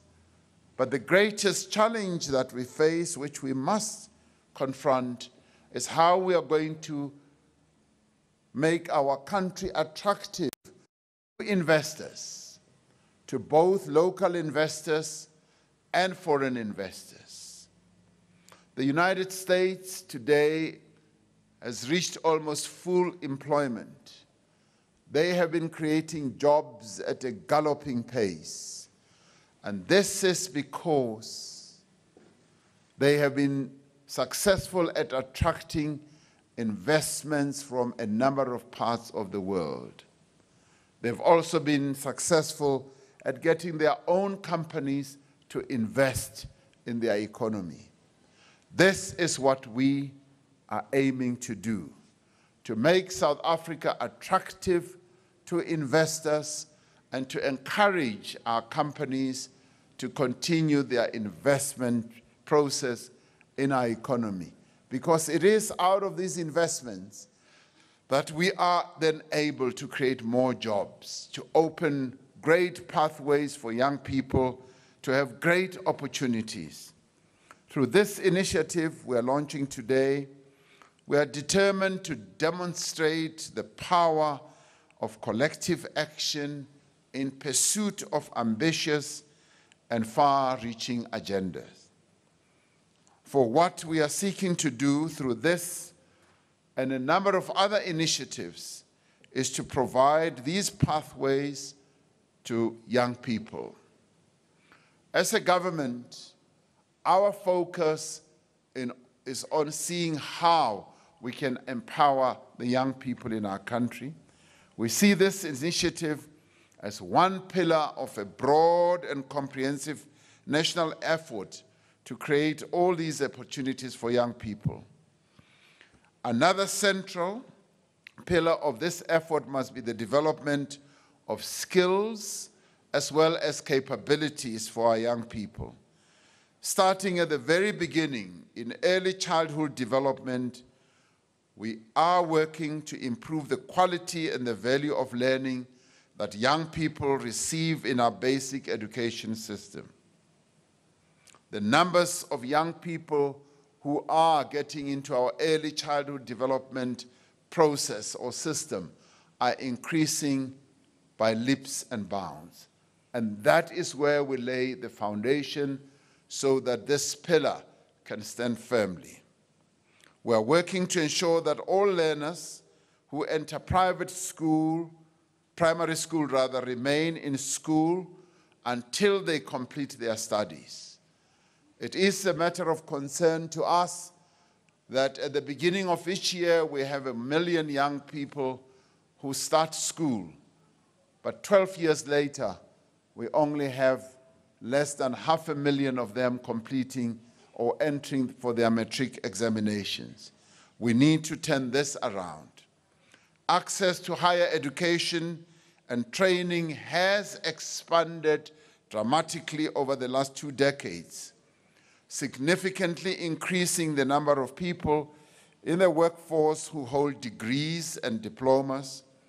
Yet while we are making progress, there is frankly much more that we still need to do to match the skills that are being produced in our institutions of learning with the needs of our economy, both now and into the future. We are investing, for example, more effort in and more resources into TVET colleges, which have the potential to produce on a significant scale the technical skills that will underpin the industrialization of our economy. And by partnering with the private sector, we are seeking to ensure that training in TVET colleges is suited to the requirements of the companies that seek these skills and the TVET graduates that are produced by those colleges. And we want to be encouraging more and more of a much closer partnership between companies, yes, and our TVET colleges, and want to encourage also another derivative of this where companies can also adopt our TVET colleges. This is part of a broader challenge we face, ensuring that young people are adequately prepared for the world of work. Another pillar of our national effort to create opportunities for young people must therefore be programs to promote work readiness. Understanding the constraints that young black work seekers face, we need effective, sustainable but more importantly, also scalable programs to prepare these young people for first-time employment. By the same measure, we need to appreciate the concerns that employers have in taking on inexperienced young people. One of the measures that government has introduced to address these concerns is the Employment Tax Initiative, which, as we have heard, is already beginning to show wonderful green shoots, because this reduces the cost to employers of hiring young people. Public-private partnerships like the Harambee Youth Employment Acceleration go even further by preparing young people for work through training and matching programs. Premier Makura spoke about the Gauteng Tshepo 1 million. This is a phenomenal initiative where government has partnered with the private sector through a number of those companies, and we are pleased that the Gauteng Tshepo 1 million initiative will become affiliated to the YES initiative. In many ways, the Tshepo 1 million has been a test drive or a pilot process or program for us to perfect the efficacy of the YES initiative. What we are launching today complements the work that we are already doing in a number of other sectors. And we want to encourage companies that where you've been involved in a number of other initiatives, we want those initiatives to continue, because our objective is to massify as much as possible opportunities that young people can have in our country. It provides a vital ingredient that has been missing, the provision of meaningful work experience for young people on a scale that will have a significant and lasting impact on employment and on the economy as a whole. This is a great initiative. It's an initiative like no other, but it adds on many other initiatives. And this clearly demonstrates that we are a country on the move. We are beginning and continuing to focus on youth unemployment and making sure that through the breadth and the length of our country, we address the challenges that young people are facing. And we will be coming up with further initiatives to address the problems that young people are facing.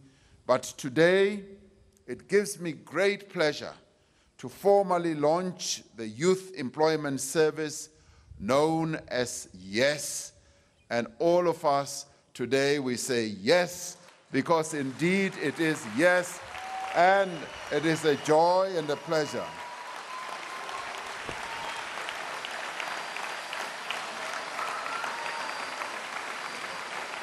Now,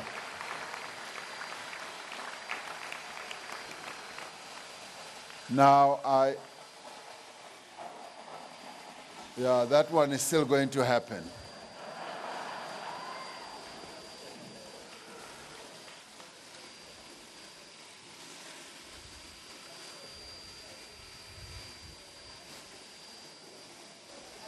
Yeah, that's enough now. Now, let me say, I thought balloons were coming. You see, when I grew up, we never had enough balloons, so I wanted those as well. Now, colleagues and honored guests, this initiative has really been made possible through the hard work and commitment of many people in the private sector, a number of people in government, and the consultations that have taken place with young people have also been meaningful, as well as in labor.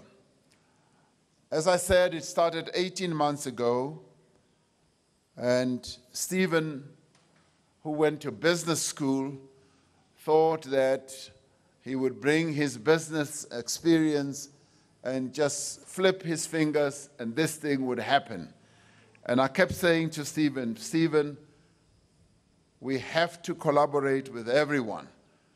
And he was pulling his hair out and kept saying, we're wasting time, we must get on moving. And I said, we've got to bring everyone on board. And as I told him that we also had to bring the youth, he said, oh, Cyril, this will never start. This is not going to start. The youth are going to derail this thing. And I said to him, the young people will tell you that nothing about us without us. And that is what they want. And today we've got a really well thought out, a well-balanced initiative that has everybody's support. And when I took it to cabinet, Stephen almost had a heart attack. He said, your cabinet is going to delay this for another 2 years. And I assured him that the cabinet would do it in 2 meetings. And indeed, in 2 meetings of perfecting it, of adding wonderful bells and whistles to this initiative, it was adopted. And today we have a really great initiative, which we will perfect as we move on.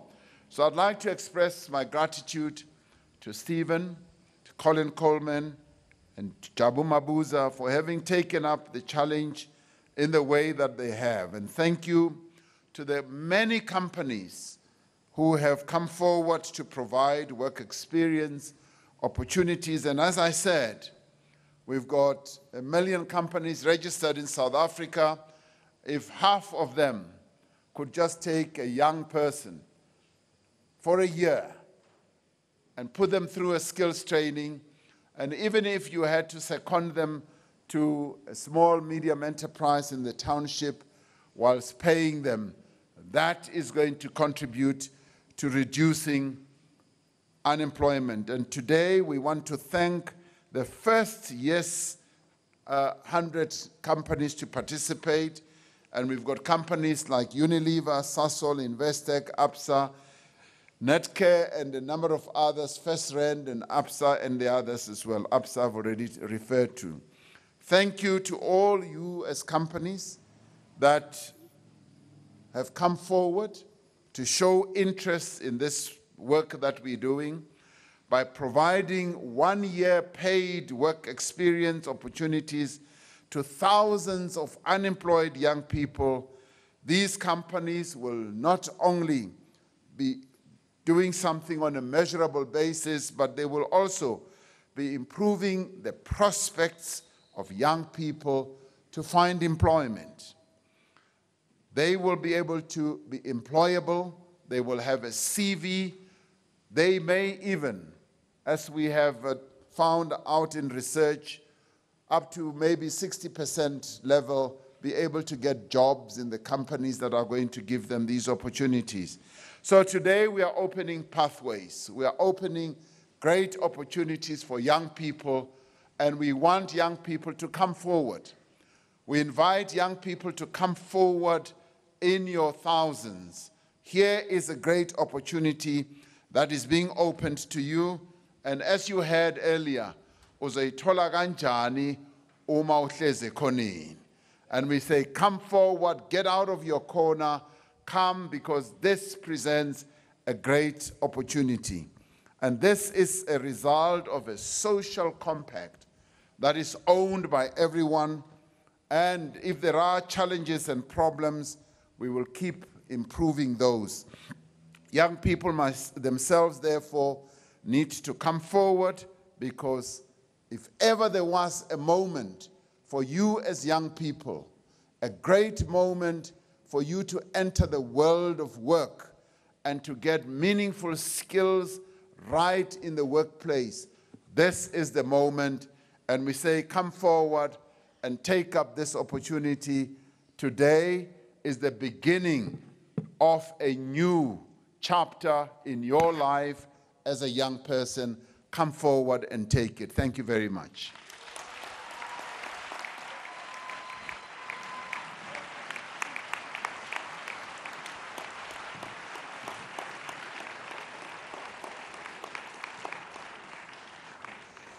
That was President Cyril Ramaphosa coming to us live from a Midrand just north of Johannesburg at the Riversands Incubation Hub. Of course, talking about the launch there of the Youth Unemployment Service. Also hearing the words from Gauteng Premier David Makhura and saying and thanking the President for using Gauteng as what he described as a testing ground.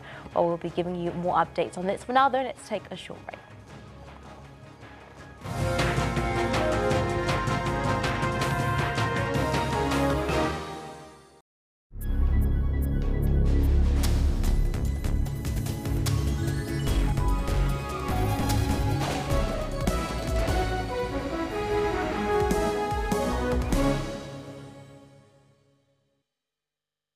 If you ask this Irish master whiskey distiller why sometimes whiskey is spelled with an E and sometimes without, he'd say, You fair so good look. It's the whole thing. They're back and get off in the whiskey without the E. Yeah, didn't catch that. But if you asked us the difference, we'd tell you that every whiskey from around the world is spelled without the E, except for Irish and American whiskies. Get a bottle of Jack Daniel's Tennessee whiskey for $214.99 and collect one of 3 limited edition glasses from Tops at Spar.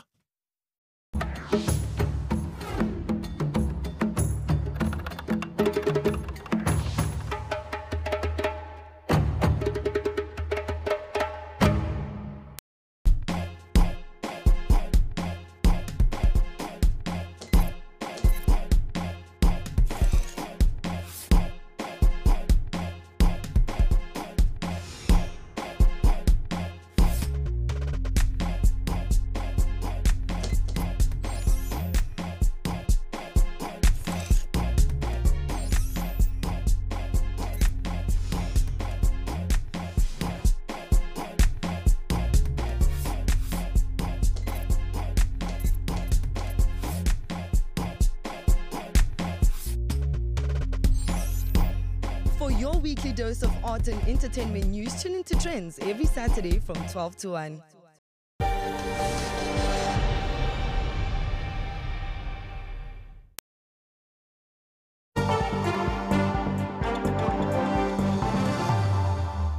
Welcome back to Newsroom. Let's bring you some sports news now. South Africa's golden girl, Caster Semenya, has been chosen to be the flag bearer of Team South Africa for the upcoming 2018 Commonwealth Games on the Gold Coast of Australia.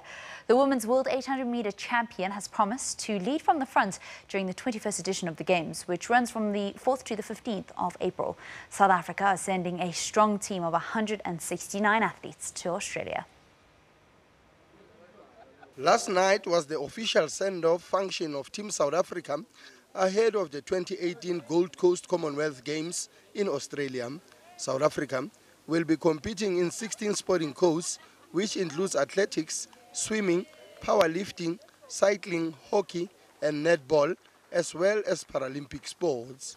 The team is a mixture of experienced athletes and upcoming promising talent.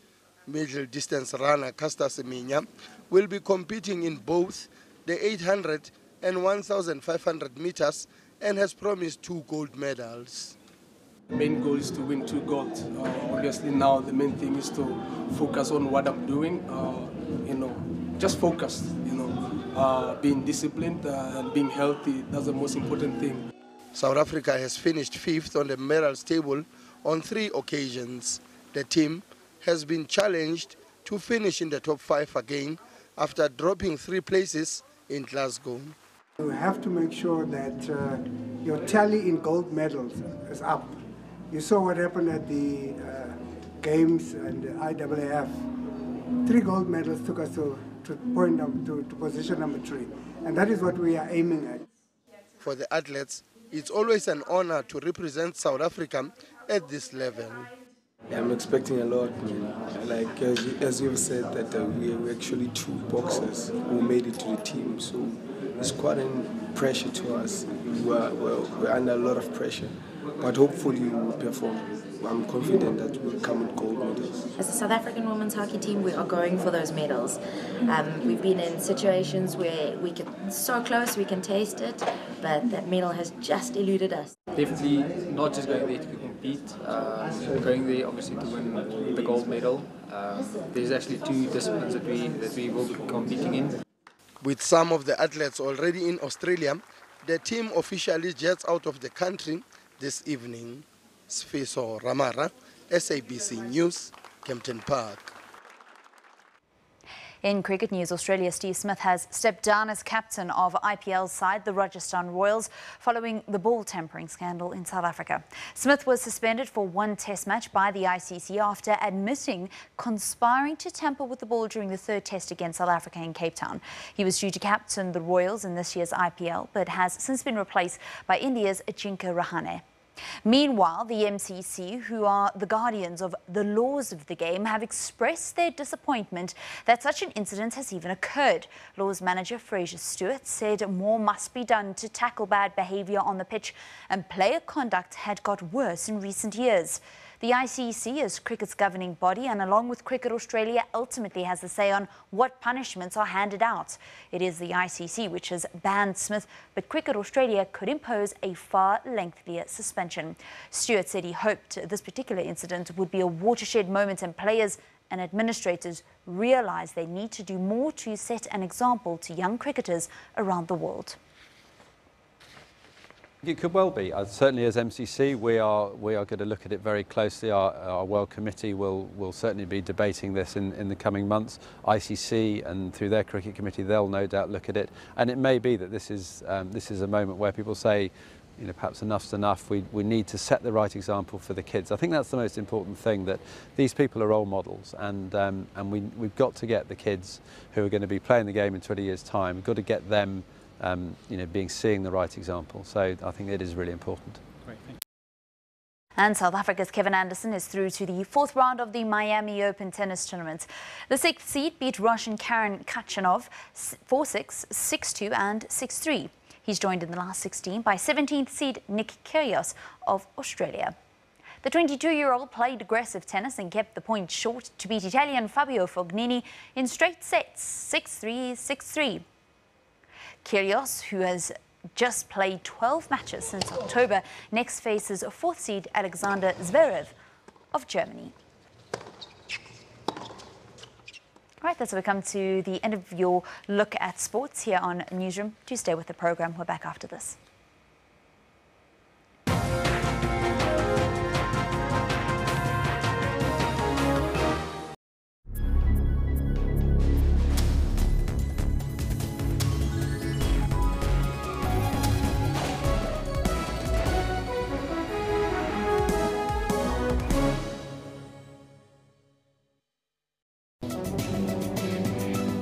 Welcome to Media Monitor, the show that analyzes the big news stories that made headlines. We bring you robust discussions on stories that made headlines in the week, where we interact with media analysts to unpack these top stories. Join me every Sunday morning from 9 to 10 Central African Time as I bring you riveting news and analysis. Stay tuned to Media Monitor every Sunday from 9 a.m.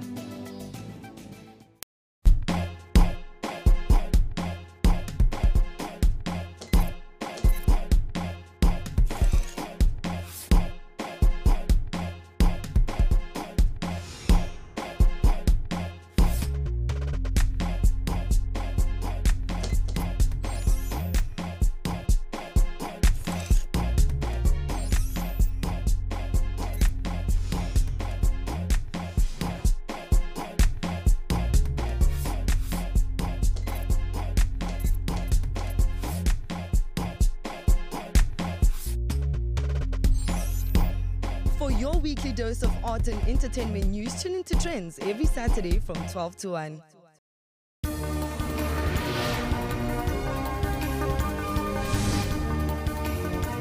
The Western Cape needs national government to fulfill its mandate on ensuring the bulk water supply. We must ensure that the city of Cape Town never confronts this particular situation again. The ESCOM is serious about stamping out corruption, which is why the market is now beginning to accommodate us. Looking at neighboring countries, expecting Botswana just to see partly cloudy skies with a half 34 in Gaborone. News today at 3 p.m. from Monday to Friday on SABC News.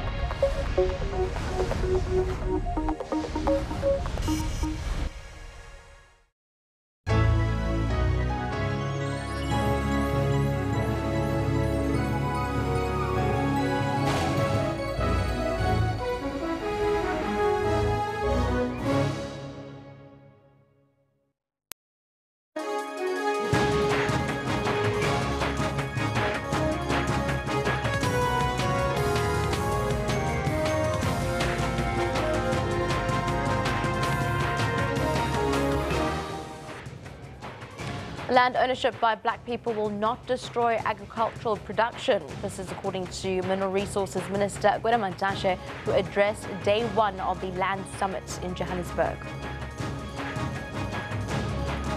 The battle for renewable energy intensifies as the High Court hears another urgent interdict to stop projects worth 56 billion rand. A Sangoma and his co-accused to seek bail in Mpumalanga's albino child killing case. And later on in sports, Australia's cricket captain Steve Smith has stepped down as captain of IPL team Rajasthan Royals following the ball tampering scandal in South Africa. He's been replaced by India's Ajinkya Rahane. Coming to you live from Johannesburg, this is Newsroom. Thank you very much for tuning in. I'm Shante Yankees. Of course, a lot to look forward in the last hour, of course, recapping the land issue, the debates thereof. We also spoke earlier on to Karabo Mokoena's sister on what would have been the late activist's 23rd birthday. Valen Kirtley is standing by with all your sporting highlights. Very good morning to you, Valen. Of course, your interview also coming up in this hour. Yes, I'm looking forward to it. Thank you very much, Shante. Good morning to you and good morning to everybody at home. We'll bring you sports at quarter to the top of the hour, where the focus is going to be on the current ball tampering scandal with one of our journalists here at the SABC, Samantha Mari, who's been covering not only cricket but also the scandal rather closely. That's coming your way quarter to the top of the hour. Here's Shante with your lead story.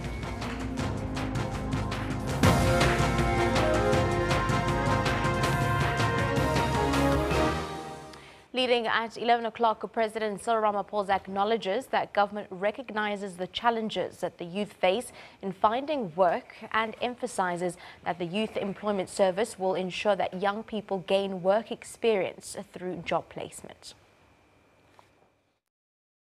Millions of these young people do not complete school, and many that do not have the skills that our economy needs. We know about the extreme difficulties that poor black South Africans experience in finding employment all round without access to networks, without information about opportunities. And as we heard, they don't want favors, they want opportunities. Without exposure to the world of work, even those who even have further education often struggle to bridge the gap between learning and earning. We know too about the great distances that separate the places where young people live from the places where they may find work. And Josopu addressed this issue very frontally. And we also know about the cost that they incur to try and find employment, and having found it, to find that it is so far away from places where they live. We gathered here today as business, government, labor, civil society, and young people because we know the challenges that young South Africans face, and we are determined to confront them. And this is the beauty about having a social compact. Social compacts have to be built sometimes in small little packages. And today, we're building, in my view, what is the most important package of a social compact, where we all work together to respond to a social challenge that confronts our people. Mineral Resources Minister Karabo has urged delegates attending the National Forum on Land to the notion that black people are owning land. Let's go back to that in just a bit. For now, though, we'll cross over to SABC News anchor Nzia Nkunta. She is coming to us live from Midrand at the Riversands Incubation Hub. Of course, President Cyril Ramaphosa just launching what has been deemed the Yes. Very good morning to you, Nzia. Can you take us through the highlights of this morning? Good morning to you, Shante. President Cyril Ramaphosa, as you just said, launching this initiative that aims to employ 1 million unemployed young black people in South Africa. We know that around 6 million people who are youth are unemployed in South Africa at the moment. Government, business, unions and young people have come together to try and find a solution. And we saw all of them represented. We saw the president speaking earlier on. We saw Gauteng Premier David Makhura also adding his voice, saying the Tsepo 1 million initiative that the Gauteng province does is going to merge with this YES initiative. We also saw Labour represented by Dennis George, who says that they are looking forward to working with business because sometimes their relationship is adversarial. And we saw Stephen Kosef, who's the co-convener and used to be CEO of Investec, speaking about his role and business's role in how working together with government, this 1 million jobs can be created. But for more on this initiative, I'm joined by Trade and Industry Minister Dr. Rob Davies. Thanks so much for your time on SABC News. If you could just talk us through the role that the DTI will play in this initiative and how you think it's going to help with this very critical issue of unemployment.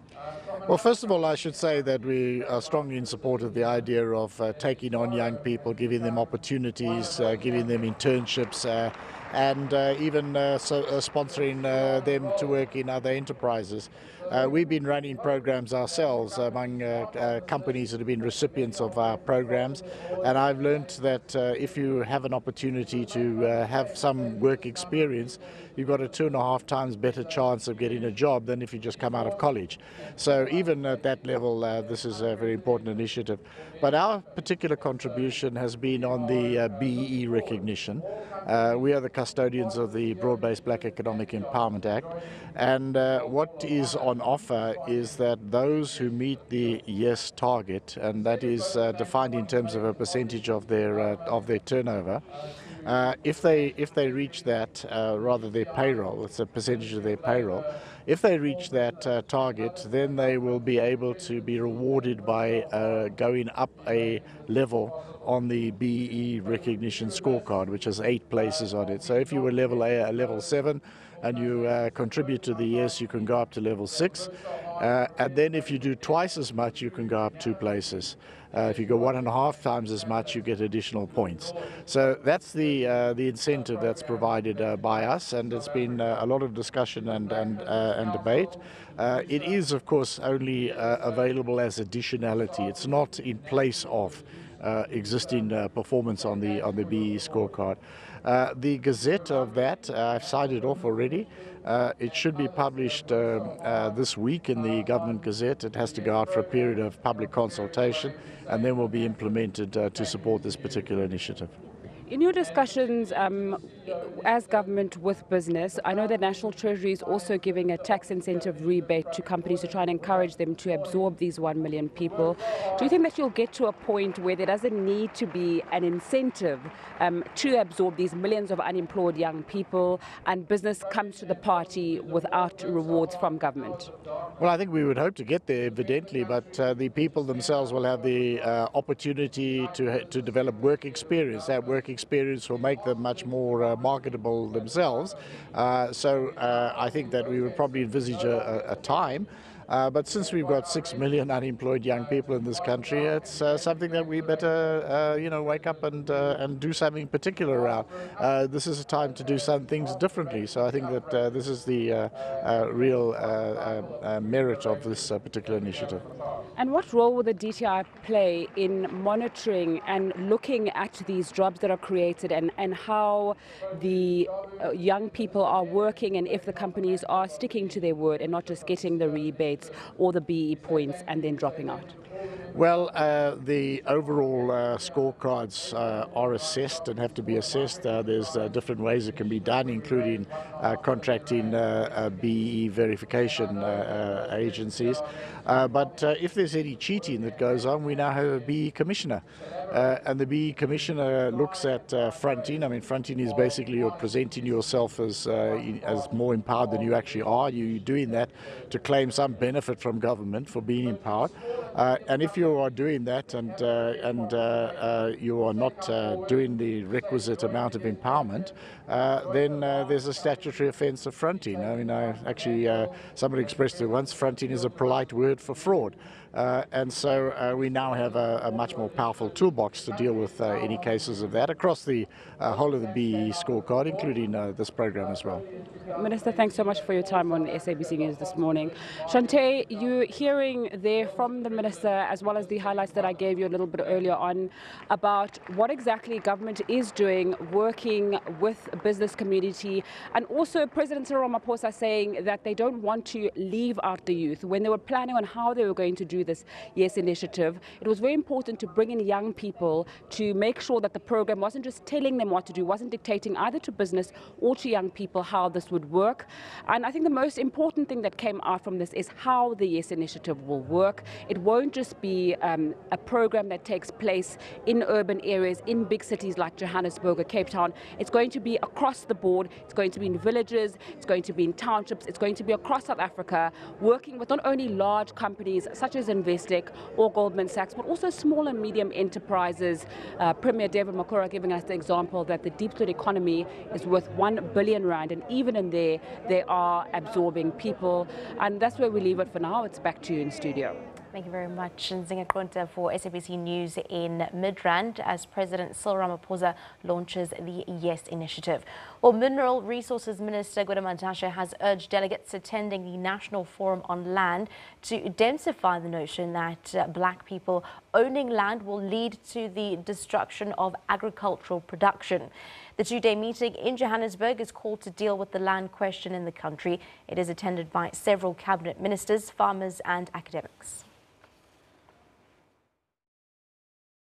You must touch those emotional aspects of land disposition, because if we are not talking about them, we're not going to heal, and it's not going to happen. Now, the ANC in December resolved, let me read the resolution. The ANC should, as a matter of policy, pursue expropriation of land without compensation. This should be pursued without destabilizing agricultural sector, without endangering food security in our country, and without undermining economic growth and job creation. Now, as an activist, I used to say when we resolve, once in your resolution you say not, that is not a resolution. Yeah? Once you add not, you should not, you should not, you should not, that is not a resolution. It's more a caution than a resolution. The resolution is that expropriate the land without compensation. And then we said, let's talk about food production, economic. And one of the issues that we raised was, listen, what does that mean? It's important that you don't destroy food production. We looked at it, we work very close with ZANU-PF. I've been to Mashonaland, I've been both west and east, went and see the issues. And I can tell you that in the long term, that program will benefit. But in the short term, it destroyed food production, precisely because they dived into it. To get my point? No proper preparation, no development, but later on, they attached extension officers to a group of small farmers of the 5 hectare a household, much later. That was trying to transform what was the land redistribution, almost described as land grab, into a productive program. Then attached an extension officer to a number of farms, another one for another farm, and so forth. And that tended, that's why last year they said we have the first good harvest for the first time since the land revolution.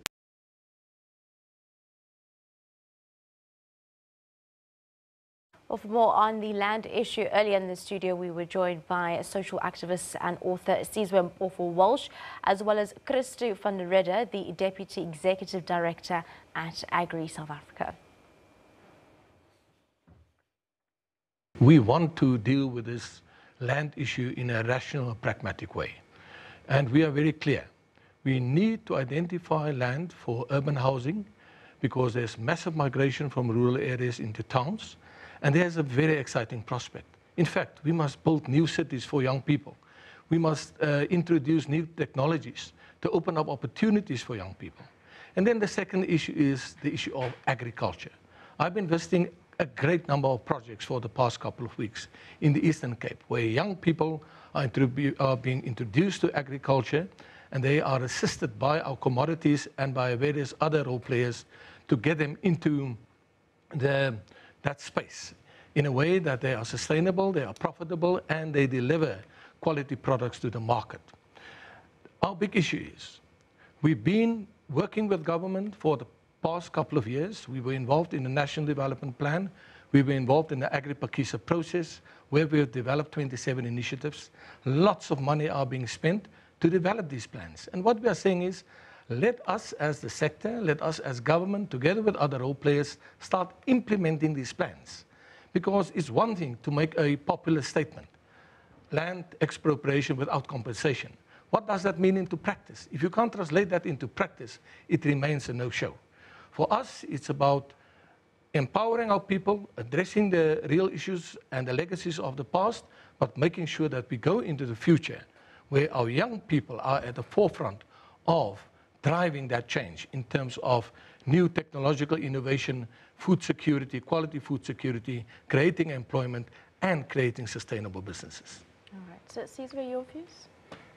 Well, I mean, I think this is long overdue. I'm glad that we've finally decided to get serious about this question. But the fact of the matter is there have been dramatic failures when it comes to land reform, not only on the side of government, where the failures are significant, but also on the side of big industry. And when we look at the statistics around land reform, whether you're going to take even Agri-SA statistics or government statistics from the high-level panel report, the fact of the matter is we've failed dramatically. And here's the problem with this dramatic failure. If we don't get serious about this issue soon, nobody's going to be able to control what's going to happen with land in South Africa. We can't have the levels of landlessness that we have, the poverty that we have, the inequality that we have, and continue with dialogues and talks and plans that are to have a plan, then one day we'll have a plan. It's time to start really moving fast before this issue gets ahead of all of us and we can't put the genie back in the bottle. So I think it's really important that we move swiftly. I think the fact that Parliament has begun to take this issue seriously and is looking very closely into what the possible legal and constitutional impediments may be is a positive step. And I think South Africans need to cool off on the hysteria and really pressure government and industry to move with the necessary haste to ensure that we use what little time we have left to take this land question forward. What then mechanisms do you put in place or put forward for government to take? Because I feel that a lot of people on the ground don't seem to understand it. Hence, we're seeing land evasions happening already. Sure. Well, there are a number of different ways you need to look at this. The first question is one of tenure rights and tenure reform. I think a really important question is, how do people who live in the former homelands actually get security of tenure over the land that they've occupied for so long?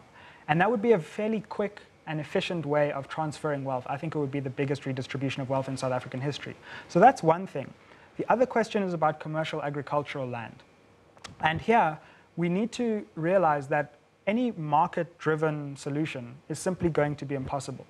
We know that conservative estimates put the entire market capitalization of this industry at around 300 billion. Agri-SA thinks it's 10 times that. So the state is not going to be able to use some market-based solution. We need to use the constitutional mechanisms we have to redistribute land at a much quicker pace and transfer it to the people who are currently landless in poverty, disproportionately black, disproportionately women, disproportionately young people, actually. So Section 25 of the Constitution is being interrogated now. If it is found to be constitutionally sufficient, great. What we also need to do, and what has been a dramatic government failure, is an expropriation bill that lays out exactly how this expropriation is going to work. Which land will be redistributed? When will compensation be used, if ever? When will it not? And the absence of that bill from government side is creating all this uncertainty and allowing doubt to reign. And the importance of that bill can't be understated. However, it's important that we don't simply place all the burden on government, because, quite frankly, commercial agricultural interests own a very important portion of, and the vast majority of South African commercial agricultural land. And it's going to be up to them to come to the table and sacrifice something. Because we can't just keep talking about engaging, but not actually being prepared to sacrifice and give up. And unless the interests that control the best land in South Africa are prepared to give something up with either no compensation or a compensation that's actually doable, then we're not going to move anywhere. Of course, centered around this, the Land Forum Summit is currently taking place. It is a day one currently. Matole Mocheka is on the podium. We cross now live. About 1908, the British and the Dutch betrayed the African people again. Despite that, the ANC remained truthful to what is in the Freedom Charter, that South Africa belongs to all who live in it, which means, therefore, that we all have a joint responsibility, black and white, to find a solution to an outstanding question, which is the land question. And therefore, nobody should feel threatened by the process that is unfolding in Parliament. And I think you will all agree with me that there is a deepening moral degeneration. There is a triple challenge of poverty, unemployment, and inequality, which flows from the failure to address the land question. And if one drives around South Africa, you see the informal settlement, the squalors, the ambulances cannot transport the sick, the dead cannot be transported from those places. All this because of the problem resulting from our failure to address the land question. So this is not a matter of black against white. It is a problem facing South Africans, both black and white. So let's take hands and take it as part of this new dawn that President Ramaphosa is talking about. But before I keep quiet, let me say that to do so, we also need to address the obstacles in the law. The Land Restitution Act has created a bureaucracy, a big bureaucracy, and if you can take the salaries and the petrol allowances of the officials who are supposed to implement that act, we could have actually, Minister, managed to restore more than 4%. Maybe Parliament must just scrap that Land Restitution Act, and we must get retired judges to sit and hear these land disputes. We can, I think, get this process going fast. The other thing that must be addressed is what someone said about white farmers on land because of officials who have created a big business out of this process, corruption. So government has got to urgently deal with corruption because Honorable Member Maite Mashawan, I think corruption has also created the situation we find ourselves in. So in conclusion, allow me to say Parliament must look at the Land Restitution Act. Government must look at corruption and the process that is unfolding in Parliament. We want to assure you, May from Lamosa, we could not bring all the provinces here today, but today let's identify the critical issues so that when Parliament goes to the people, it's not just throwing stones and snakes at one another. We address the critical questions, and everybody will be given a hearing. And I want to assure you that we will listen to everybody, including the students at our universities. Therefore, let nobody feel threatened. This is taking forward what Honorable Mandela foresaw, a transformation of our society in an orderly manner. So President Ramaphosa, our national chair, and all of us are committed to an orderly transformation. This process is about an orderly transformation of our country. Nobody should feel threatened by it. Thank you very much.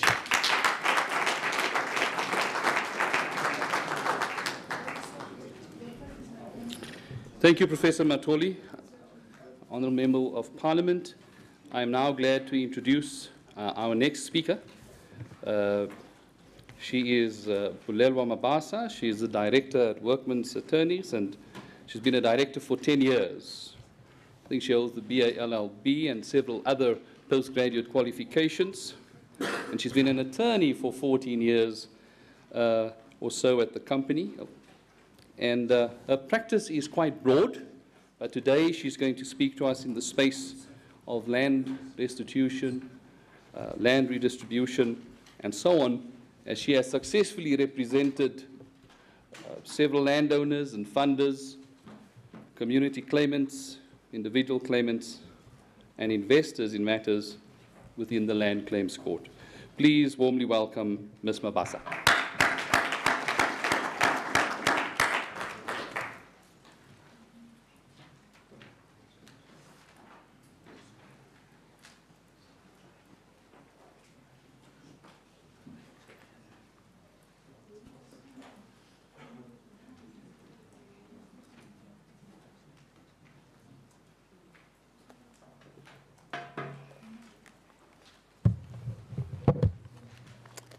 Good morning, everybody.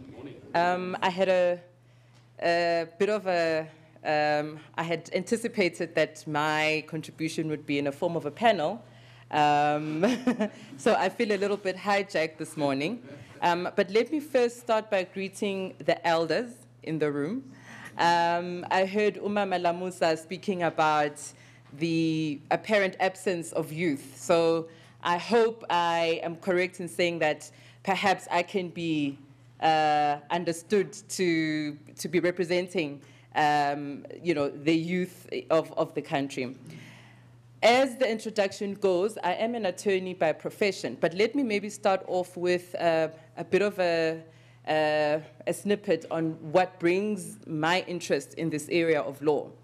Growing up in Soweto, in a household in Midlands, in a household, full of aunts and uncles, there was this particular piece of artwork, and those who have township, particularly township upbringing, will know exactly which one I'm talking about. It's inscribed Verna at the bottom. It is a picture of a black girl or a black child with a teardrop, and it captured me for whatever reason, and I asked my father at the time, why is this child crying and what is this picture about? There was something captivating about it. And my father's answer to that was that this child is crying because land was taken away from her. And for some reason that struck me, and that culminated into other questions about why I lived in Midlands, why I was in a 4-roomed house, when I entered the first multiracial school in my life. And then I suddenly realized that there are suburbs that have trees, clean air, and there was just a different feeling about going into a school where there were tennis courts and a very different world from what I understood. So that culminated into other questions about why South African society was the way that it was. And this was back in the mid to the late 80s. And so as I grew up, I obviously then wanted to study law, and I felt law was a specific area that would have, and help me unpack and understand the world as it was. Then I became a student at Wits University. I studied my BA. I did politics, sociology, philosophy, all these wonderful things, and I studied law. And the land question, the issue of landlessness, having been stuck, I think, subconsciously at the back of my mind, landed up in me doing my thesis when I did my postgraduate law degree on comparing the Zimbabwe Constitution, or the Lancaster Agreement, with what became Section 25 of the Constitution. So when I studied my postgraduate law studies, the Constitution was about 4 or 5 years old. And I think at the time we didn't have mechanics around, you know, the Restitution of Land Rights Act and so on. So I find this moment for me personally to be quite a full circle moment, because then I would go on into practice, and again, the itch and the consciousness around landlessness landed up in me building a practice around land, and then that became a practice about representing all facets of society within land, whether that included a bank wanting to know whether or not they can invest in land that had land claims, or whether or not it was a community in Mpumalanga wanting to know whether or not they can fight against a big conglomerate of a commercial farmer, and also then representing land claimants, families and communities. So I find myself here today feeling like this is a full circle moment after 16 years in practice. So having given you that little bit of a background and not knowing that I was going to address you as an individual as opposed to in a panel form, I've written quite extensively and I've followed the debate that has happened in the last 20 years or so. I think the debate around land is quite rightly always fraught with emotion. I think it must be fraught with emotion. And that emotion is galvanized by what I call the thirst and hunger for land. What we've also seen is that land is the perfect poster child to elicit extremist retorts from both ends of the political ideological spectrum. And the result of this is that the level of debate has rarely ever culminated into facts about what is the actual overarching policy of land. What is the actual legal position? It doesn't culminate into facts and figures about what has actually happened since we've adopted our final constitution in 1996. It's also a subject of many frantic headlines and television sound bites. The dearth of reliable data around this topic has led to a lack of clarification about what the policy is, and has often then just stayed as rhetoric. So I think the wider population, especially the black majority, can hardly be blamed for viewing land as a metaphorical symbol, almost synonymous with the attainment of freedom itself, and an achievement of an achievement of triumph over a painful history of bloodshed and dispossession. I think it's also not an overstatement to venture an argument that says the systematic dispossession from land from indigenous populations of South Africa by the Dutch and English was in fact the catalyst, if not the sole foundation, that led to the formation of black organized political movements. The struggle, therefore, was always really about the struggle for land. And so we cannot talk about freedom, we cannot talk about democracy if we haven't addressed the issue of land itself. So, and there's also, what I've noticed, there's been this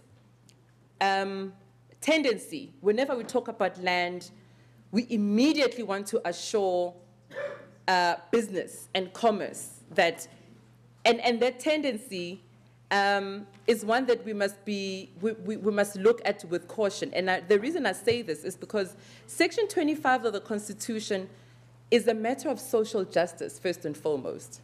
Section 25 was not designed with, at the back of its mind, issues around just economy. So we must understand the question of land to be an issue that addresses social justice. What I would like to contribute to the discussion today is whether or not current policy and what our aspirations are in the Constitution are aligned. And I would like to ponder on that question and say, current policy as it's designed will not lead us to where we want to get to. And I say this because, as Honorable Minister has said, current policy is only premised on 3 things. That is restitution, that is redistribution, and also security of tenure. Restitution, by design, places an onerous burden on claimants to have knowledge about who their descendants were, which land was occupied, and yes, the Commission of Restitution of Land Rights Act has the duty to investigate and to mediate. But I'm sure you would not be hearing it from the first time that the support around the department is so woeful that the funding of restitution has dwindled over the years. And so we also place an onerous burden on a department that receives less than 1% of the national budget to take the responsibility of helping claimants in getting to the point where their claims are progressed and settled. So the Restitution of Land Rights Act, without the necessary support financially from government, has made it very difficult for claimants to find a place where their land claims have been settled. How many elders, how many families in black communities are able, or have elders that have that knowledge to even get to that point where you're able to prove your claim? So I think restitution has systemic inherent challenges within it. The other challenge, of course, is that we've built what the Land Claims Court, which its duty is ultimately to approve land claims. But how does one get to court ultimately? You need access to legal representation. How many communities are able to have access to that legal representation that is required in order to get to a place where land claims are settled and finalized? So these are some of the challenges that we need to start thinking about. And then when we set a target, for whatever reason, around restitution, was that we wanted 30% of the land to be given back to communities. How is that addressing the issue?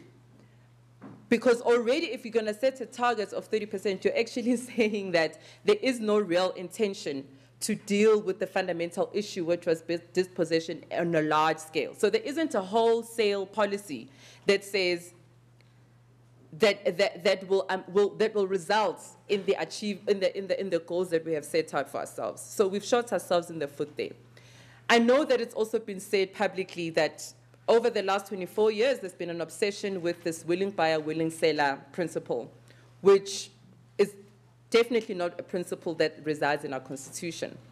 I might be lambasted for this being an officer of the court, but the Land Claims Court's jurisprudence has itself fallen into that trap, because we have a plethora of jurisprudence that says market value is the biggest thing. But the Constitution clearly states that just an equitable compensation within it allows government to take each case based on its own merits, and it can possibly lead to a conclusion that says there's no compensation payable if you take into account the history of the acquisition of the land. And so I do not take issue with what is in the Constitution. The fundamental error that has happened is that the Constitution is yet to be applied. And we see, the budget allocation over land restitution had a fundamental, a downward trajectory in terms of allocation since 2008.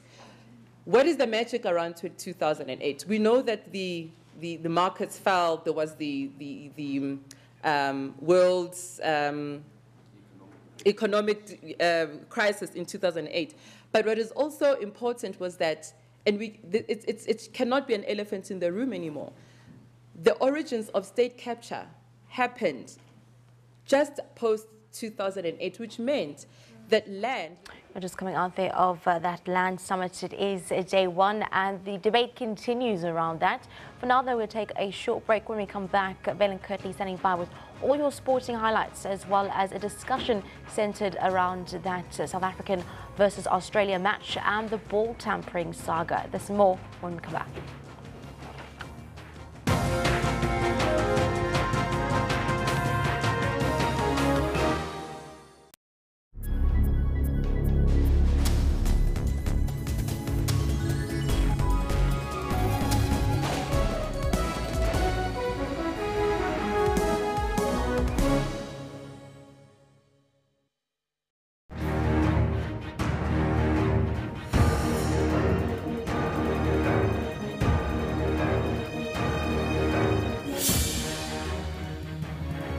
South Africa is in need of a frank dialogue. My name is Onkgopote JJ Tabani.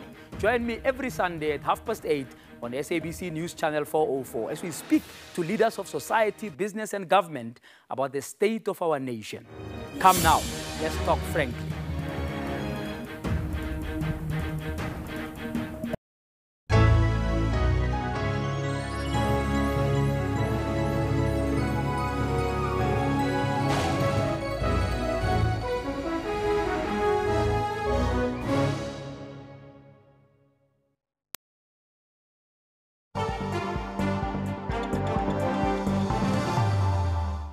Welcome back. Time to focus in on sports in this hour on Newsroom. Australian Prime Minister Malcolm Turnbull has demanded swift action on the ball tampering incident. He also spoke out against the practice of sledging opponents. Australian coach Darren Lehman and his team have previously defended the practice as part of the game.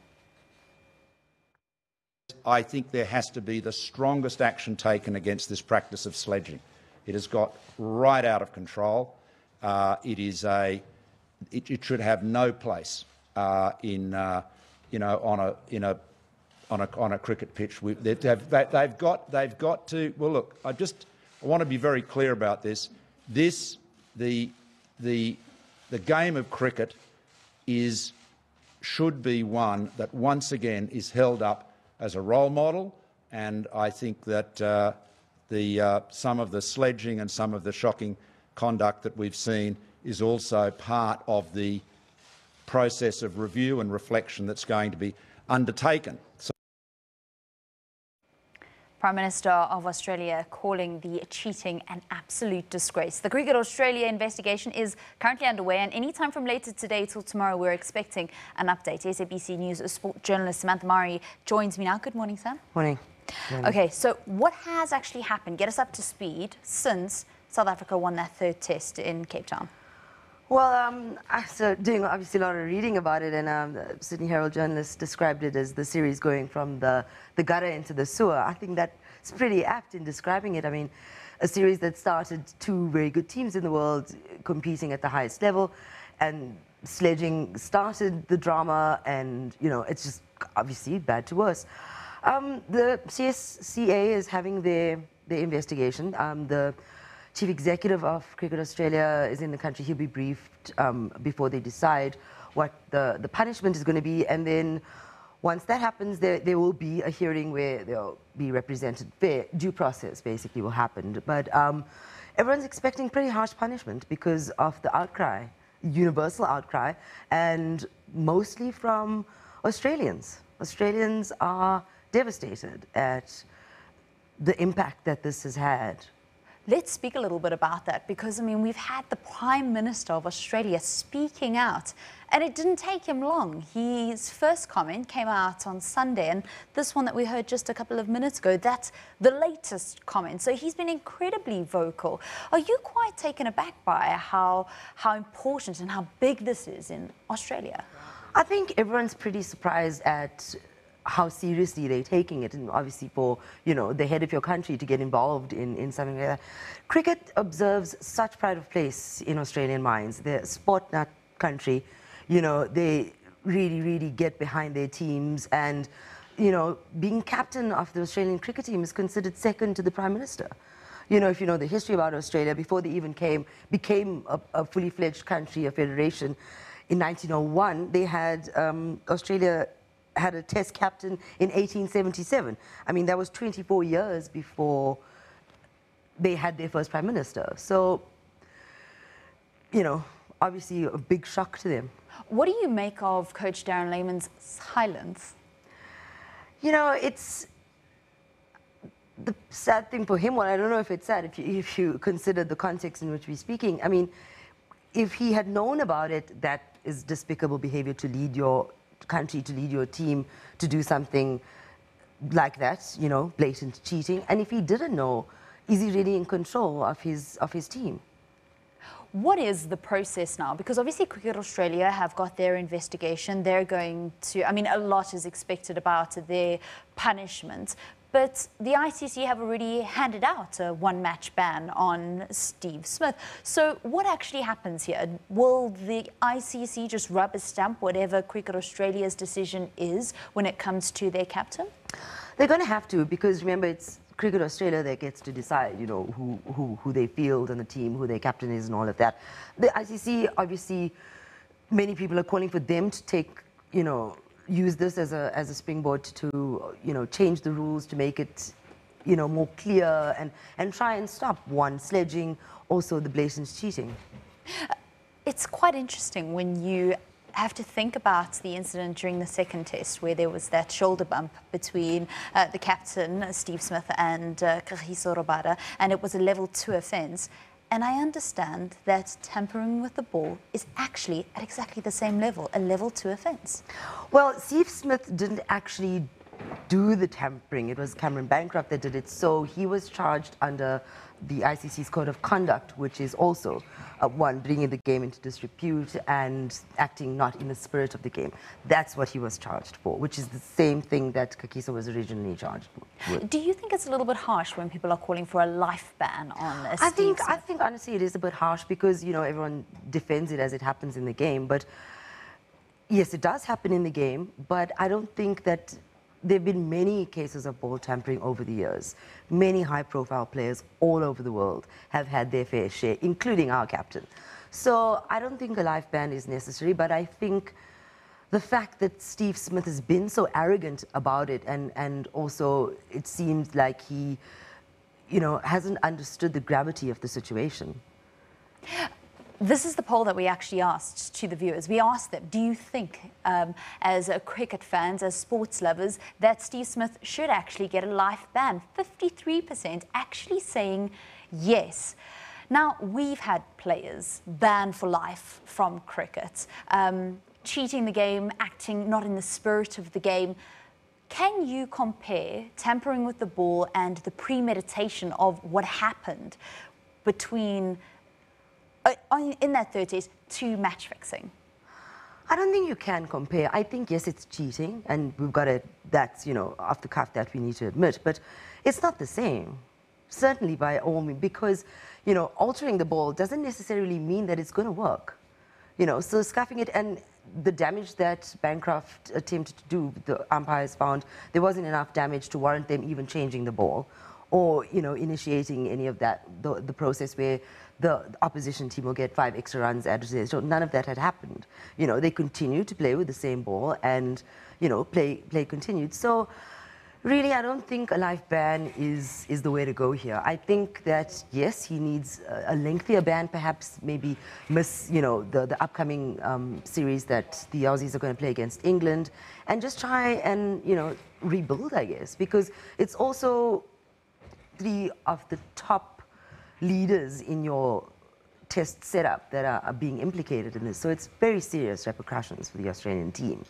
I almost feel it's a little unfair that we're not speaking more about Cameron Bancroft, because at the end of the day, he is a grown man responsible for his own actions. And yes, he is a younger member of the team, but he's got the aptitude to get to this level of cricket. Surely he also had the aptitude to say, no, I don't want to cheat. I guess you've got to take it in the context of sports dynamics. I mean, this is your captain telling you to do something. And, you know, everyone is prepared to take one for the team. And the fact that he led him to cheat, I think, is what's really, you know, the issue with this whole thing with Smith, that it was premeditated and it was, you know, planned. And they also thought that they could get away with it. But you don't get away with it with all of the cameras that are now watching international Not in the modern sport. game, absolutely not. And I think anyone that has any ideas about doing it, remember, in Test cricket, the cameras follow the ball. Our coach, Otis Gibson, just some sound bites that you alerted me to coming through, and Otis saying that, thank goodness, in the latest scandal that stocked the series, we're not involved, because in the first test it was Quinton de Kock and David Warner, the second test it was Smith and Rabada, and finally they are not involved in this. So everybody's just expecting South Africa to go on and actually win the fourth test. Is that maybe a